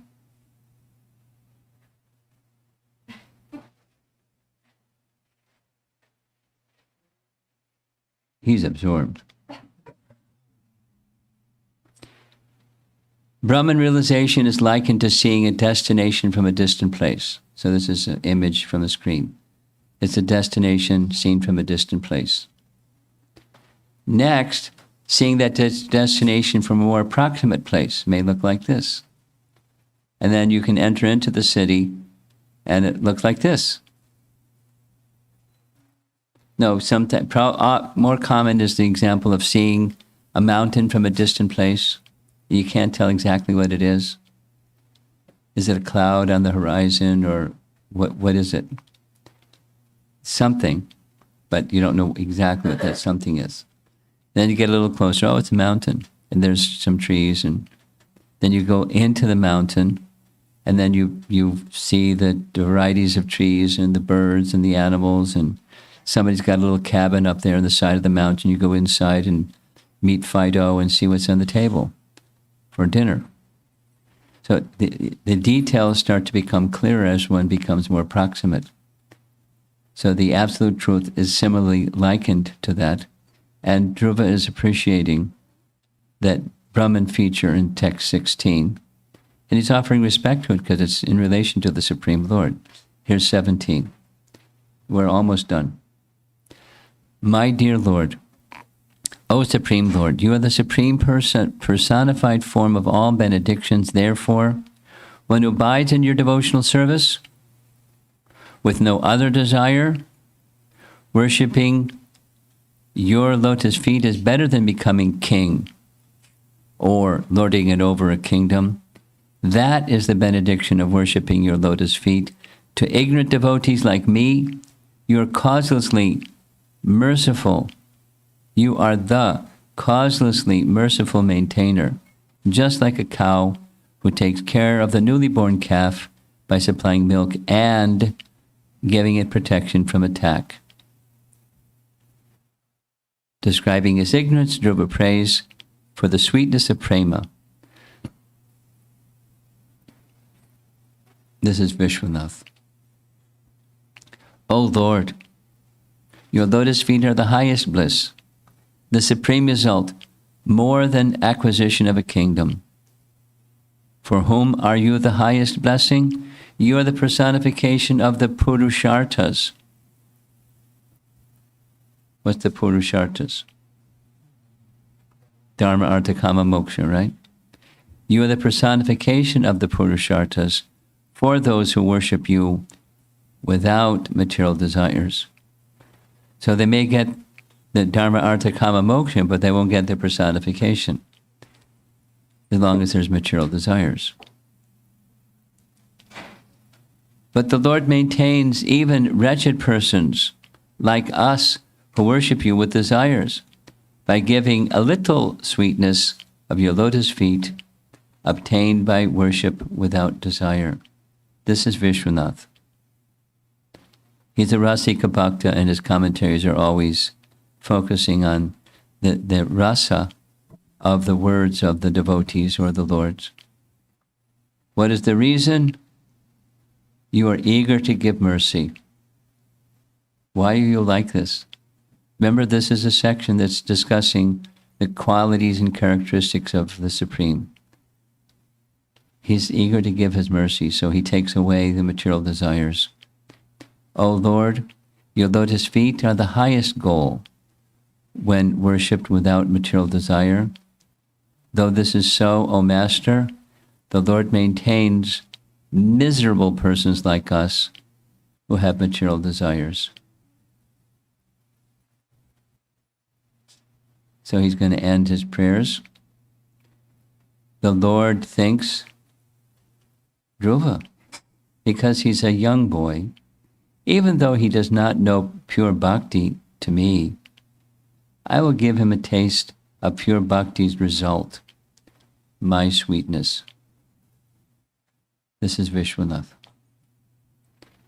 O young boy, it is true, you know my swarup, though now you are without material desire.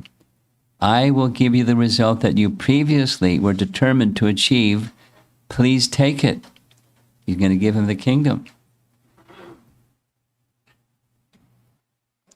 Sight of the Supreme Lord's transcendental form grants the supreme benediction to the devotee.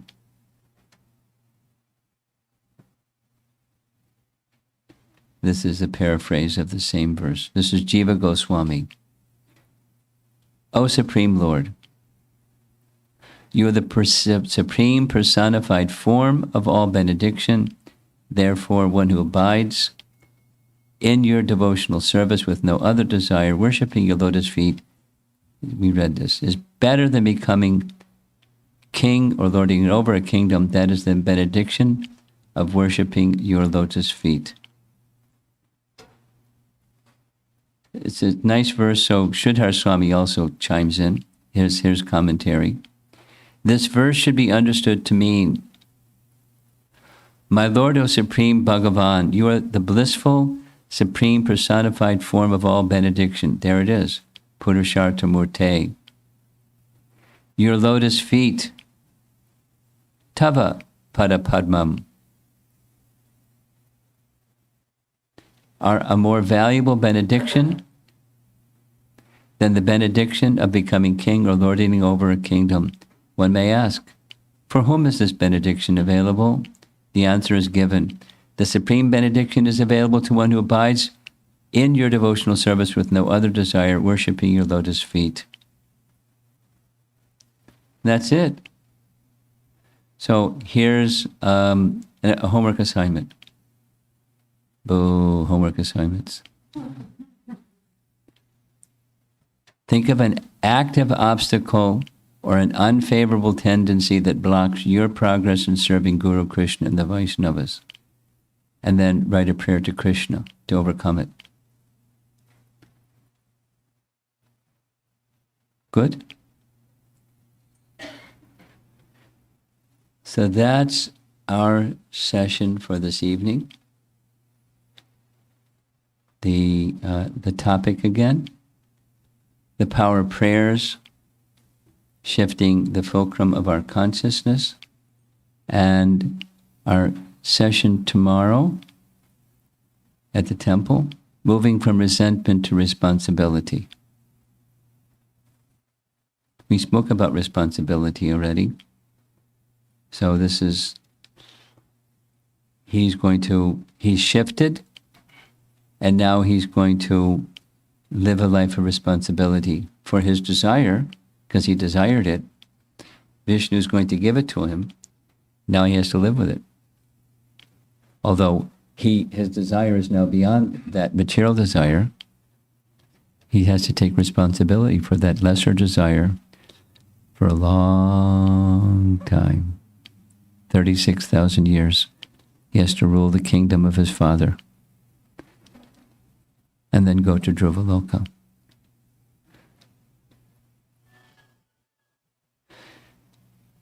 Now, we've only covered one in about a half a chapter. We've had 5 sessions. The reason it took so long is because it's really important for us to understand how to go from Sakam to Nishkam. Then we get an idea of what it's like when you get there. When you get on a train, it's a good idea to know where you're going. I'll share something. For many years, I didn't grow up in New York City, but I spent many years of my adult life in New York City. So I'm used to like lots and lots and lots and lots and lots of people all over the place in New York City. Because, the main activity for me was preaching. Otherwise, New York is very unattractive. But the preaching is very sweet. So I'm used to seeing lots and lots and lots of people until I went to China. There's so many people in China. And when you go to an airport or a train station, Grand Central Station is peanuts compared to a train station in China. And it doesn't have to be, Hong Kong or Beijing or Shanghai, just any big city. It's chaos. There's a zillion people. And I don't speak Chinese. And one time, so, I just have to rely on the translator that's going to travel with me to take me to the right train, because there's a zillion people zooming all over the place. I don't know when the train, what gate to go, I don't know anything. I hope we get on the right train, because it's going to take you to wherever you want to go. One time I had to travel, they didn't have the advanced thinking to have somebody travel with me. So I was going from one city to another city without a translator.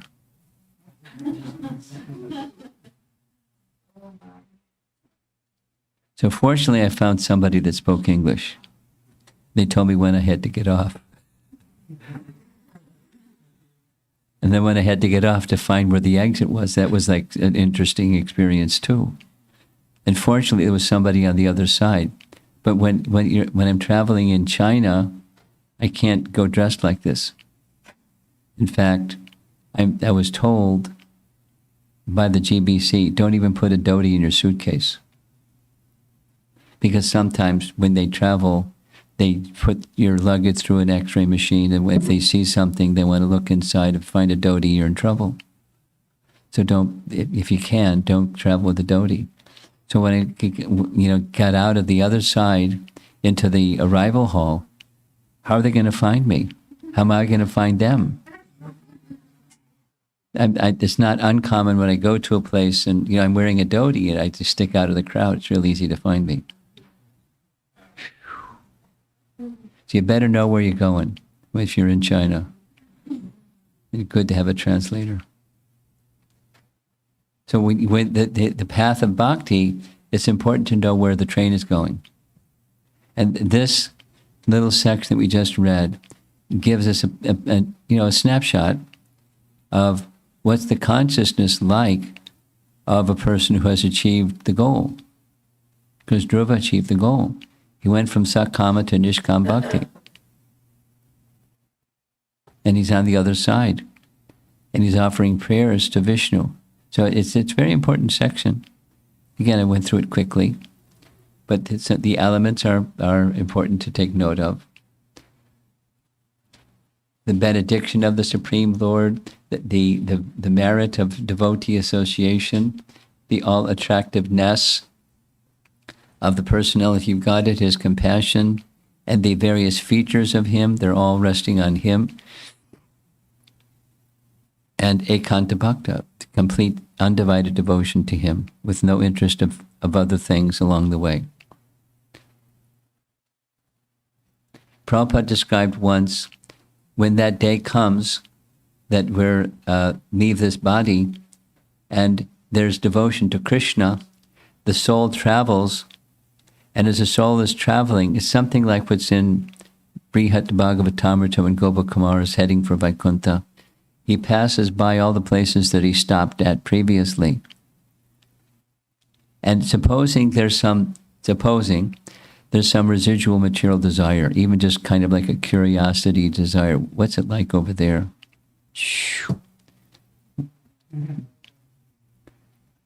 So there has to be this ekanta bhakti to get to the destination.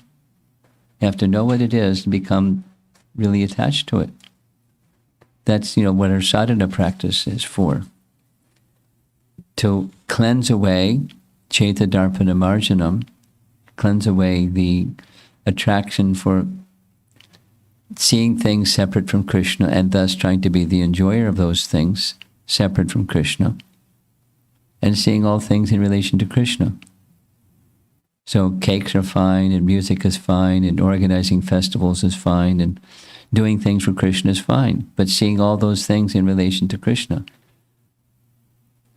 that whatever your nature is, your psychophysical nature is, do those things for Krishna. Because otherwise it'll bind you. And seeing Krishna will be blocked because of that bondage.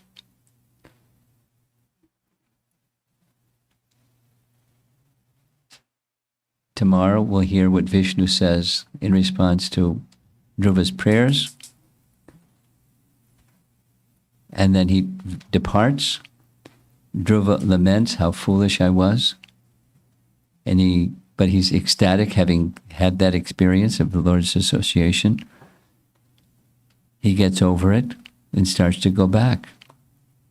As Vishnu told him, go back to your father.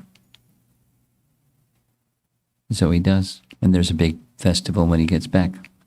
So that's what we're going to hear tomorrow. Any discussion?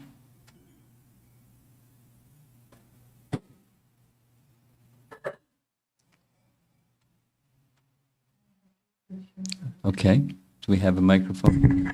Would somebody like to run the microphone around? You're appointed. You can be ready for the next one.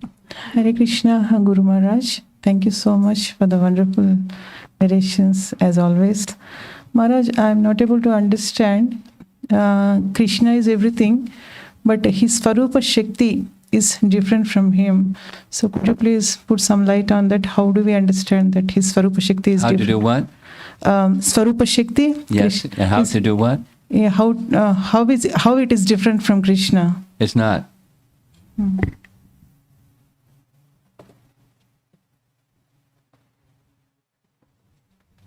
Chit potency. His potency is not different than him.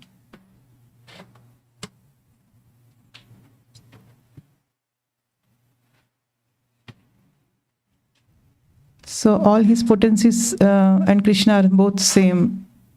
I'll say it again. All potencies what? All potencies and Krishna, there is no difference. You're repeating what I said, yes. Okay, Maharaj. There's a relationship of non-difference. There is a relationship of difference. The energy and the energetic are different, but they're non-different. When Krishna appears, his Swarup Shakti is there. It's not like there's Krishna and there's his Swarup Shakti, and it's one entity.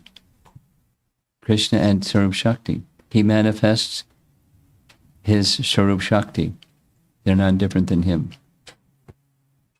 And in category, for analysis purpose, the energy and the energetic have their separateness.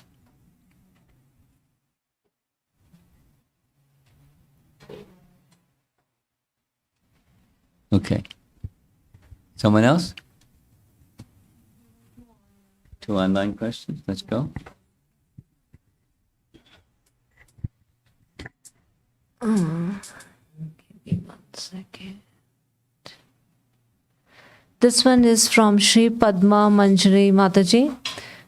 What to do when other devotees are urging us to associate with devotees who are always angry, materialistic, disrespectful, and causes the mind to become disturbed, who never have time to discuss love of Krishna, but always looking to disturb the mind. And she continues, who never have time to discuss about Krishna, but always snapping and identifying with I and the mind. Thank you.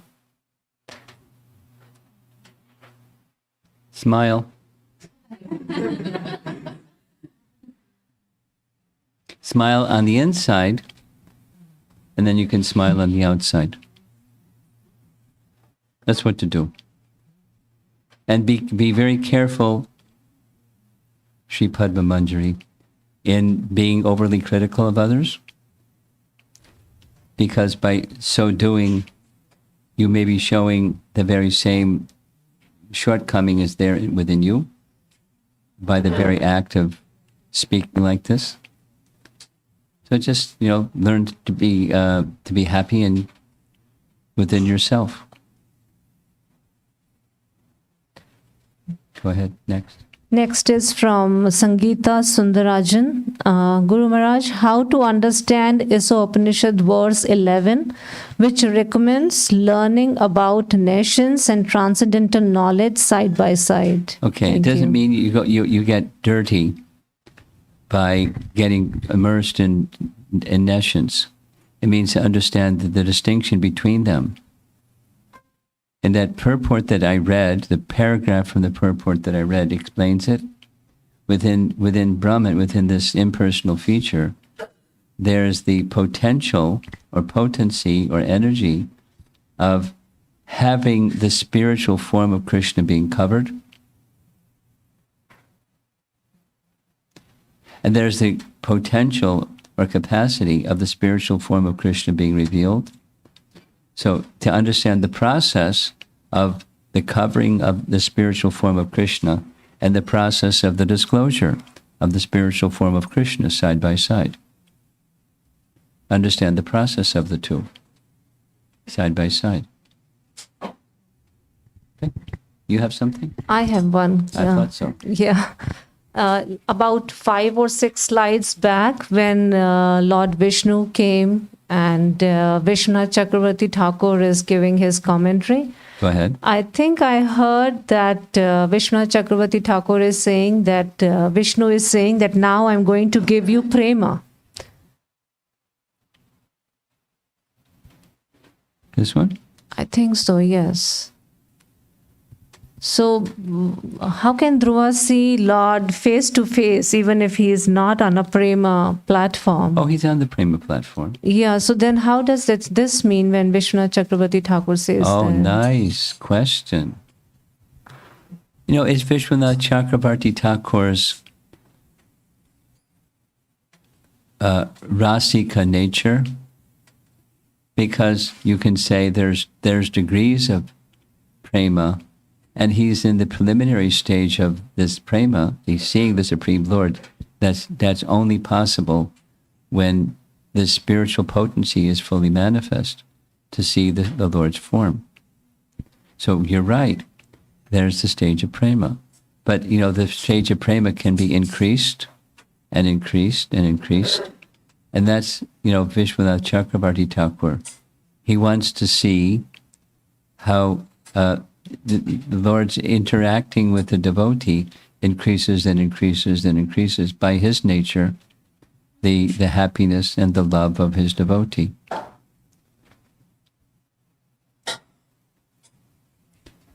Dhruva prays for the sweetness of Prema in this verse. That's at the top line.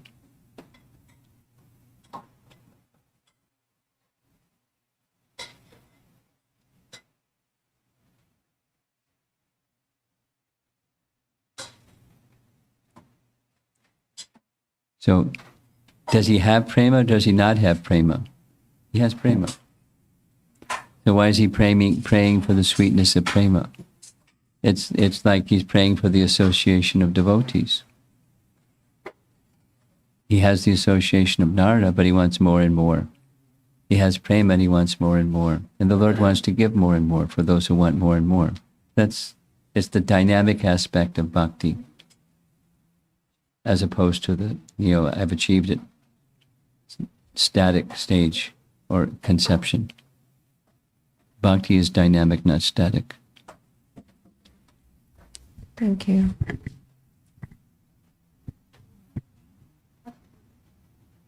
Others? Yes? Could you take the microphone to the back? Okay, let's go to the back.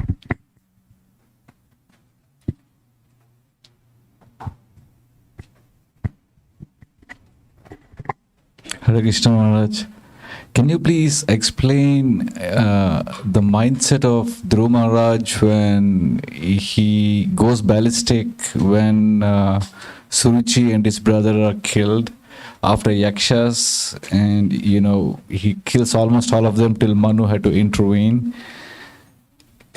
I mean, just listening through all this, that it's a Nishkama, he is a Nishkama, it was a Maya who really in the past made Dhruva think what he thought, that he wants kingdom or he wants...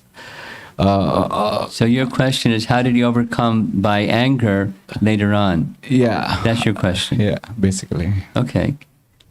You can understand that through Bhagavad Gita, chapter 9, text 30. Apichet sudarajaro sudurachar. What he did was sudurachar. Chapter 9, text 30.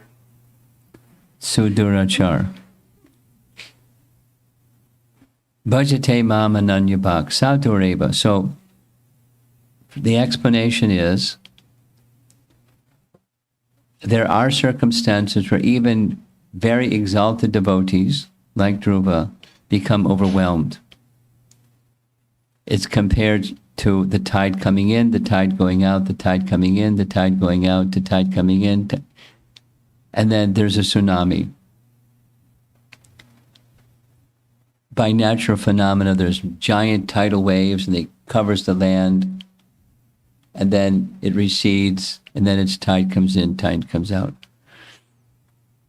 There are circumstances where exalted personalities do sudurachar. This is one of them. So how could you see? Sadur eva samantavya. Why? Bhajate mamananyabhak. So how did that cover him? Circumstance, and an anomaly. One might say by the Lord's inspiring him to do this, to give this additional feature of his pastimes for us to hear, and his glories to be shown, just a tap on the shoulder and some words from his great-grandfather, and he's back to normal again. Whereas other people, when they're on a rampage, it's not like tap on the shoulder and some words from great-grandfather and everything's back to normal again. They get carried away. They don't get stopped. So his exaltedness is shown by that. Sudurachar.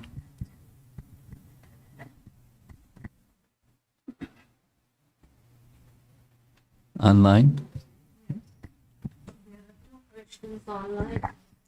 This is from Shashi Rekha Mataji. Hare Krishna Maharaj, when Jaya and Vijaya were cursed to take birth again and they were killed by Krishna. In the scriptures it is written every time that they were killed 3 times, they were merged in Krishna. They have their own existence. They have their own. They have their own existence, and how can they merge and have and leave their personal identity? What she means is what happens to their personal identity. If you could please explain. Thank you. Well, you held the microphone so close it got muffled a little bit. They didn't merge. When the three, they fell, first is Hiranyaksha and Hiranyakashipu, and when they were killed, they didn't merge. Doesn't say specifically where they go. The best reading that I have is they went to a place called Vira Svarga, where kings are, when killed, they go, and then they descended again, same soul, taking on the next birth. They were killed. They didn't merge. They went somewhere for some period of time till their next birth, and then they returned to the spiritual world.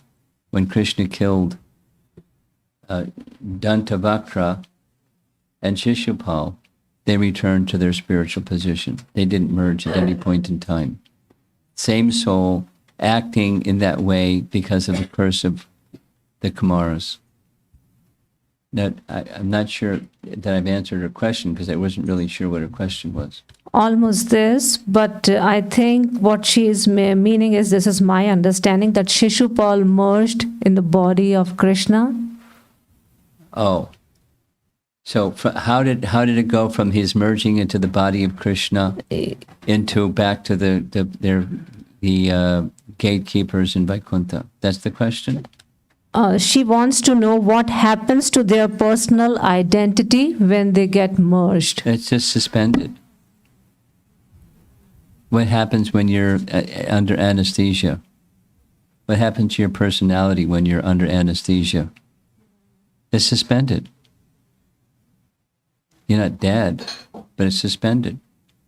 And then when the anesthesia wears off, your personality resumes. It's like that. That's what happens to their personality, to Shishupal. Okay. Next question is from Arvind Devarakonda. I have a question about chanting. In order to be attentive and hear every word, is it a good practice to slow down the pace of chanting so that it could take around 20 to 25 minutes for a round? Well, I'm glad the question is on topic.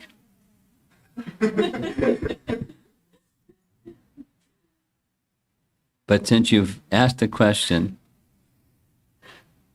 it's not a good idea. It is a good idea to hear, but that's not the method that's prescribed for hearing. Is slow down so slowly that, because here's what happens when you slow down so slowly. It doesn't mean the mind stops to wander, just the mind has more opportunity to wander. So in contrast, what Prabhupada said, this is to Giriraj Maharaj, chanting swiftly is good because it helps to capture the mind, but not so swiftly that you cannot hear every syllable.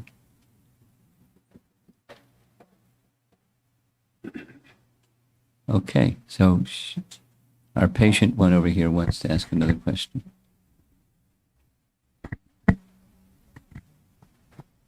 Yes. Guru Maharaj, does a yogi who realizes impersonal feature of the Supreme Lord, Speak slowly. Did what?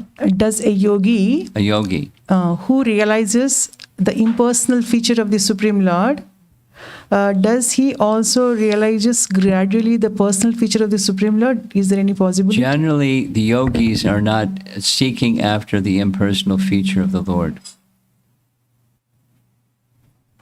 Generally, the yogis, by the very teaching of that process, is they are searching for the Paramatma feature of the Lord within their heart.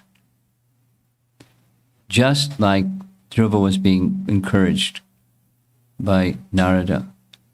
However, Dhruva was being encouraged in that meditation process in the mood of devotion to the Supreme Lord, so that within his heart he could be engaged in devotion to the Supreme Lord as a fruit of that process of being a yogi or a meditator. So the preamble of your question is not, needs a little editing. So they're not interested in the Brahman feature. That's not their objective, not where they go. They go to trying to realize the Paramatma feature. Okay? Thank you, Guru Maharaj. Okay. Anything back there? Okay. Srila Prabhupada ki? Yeah.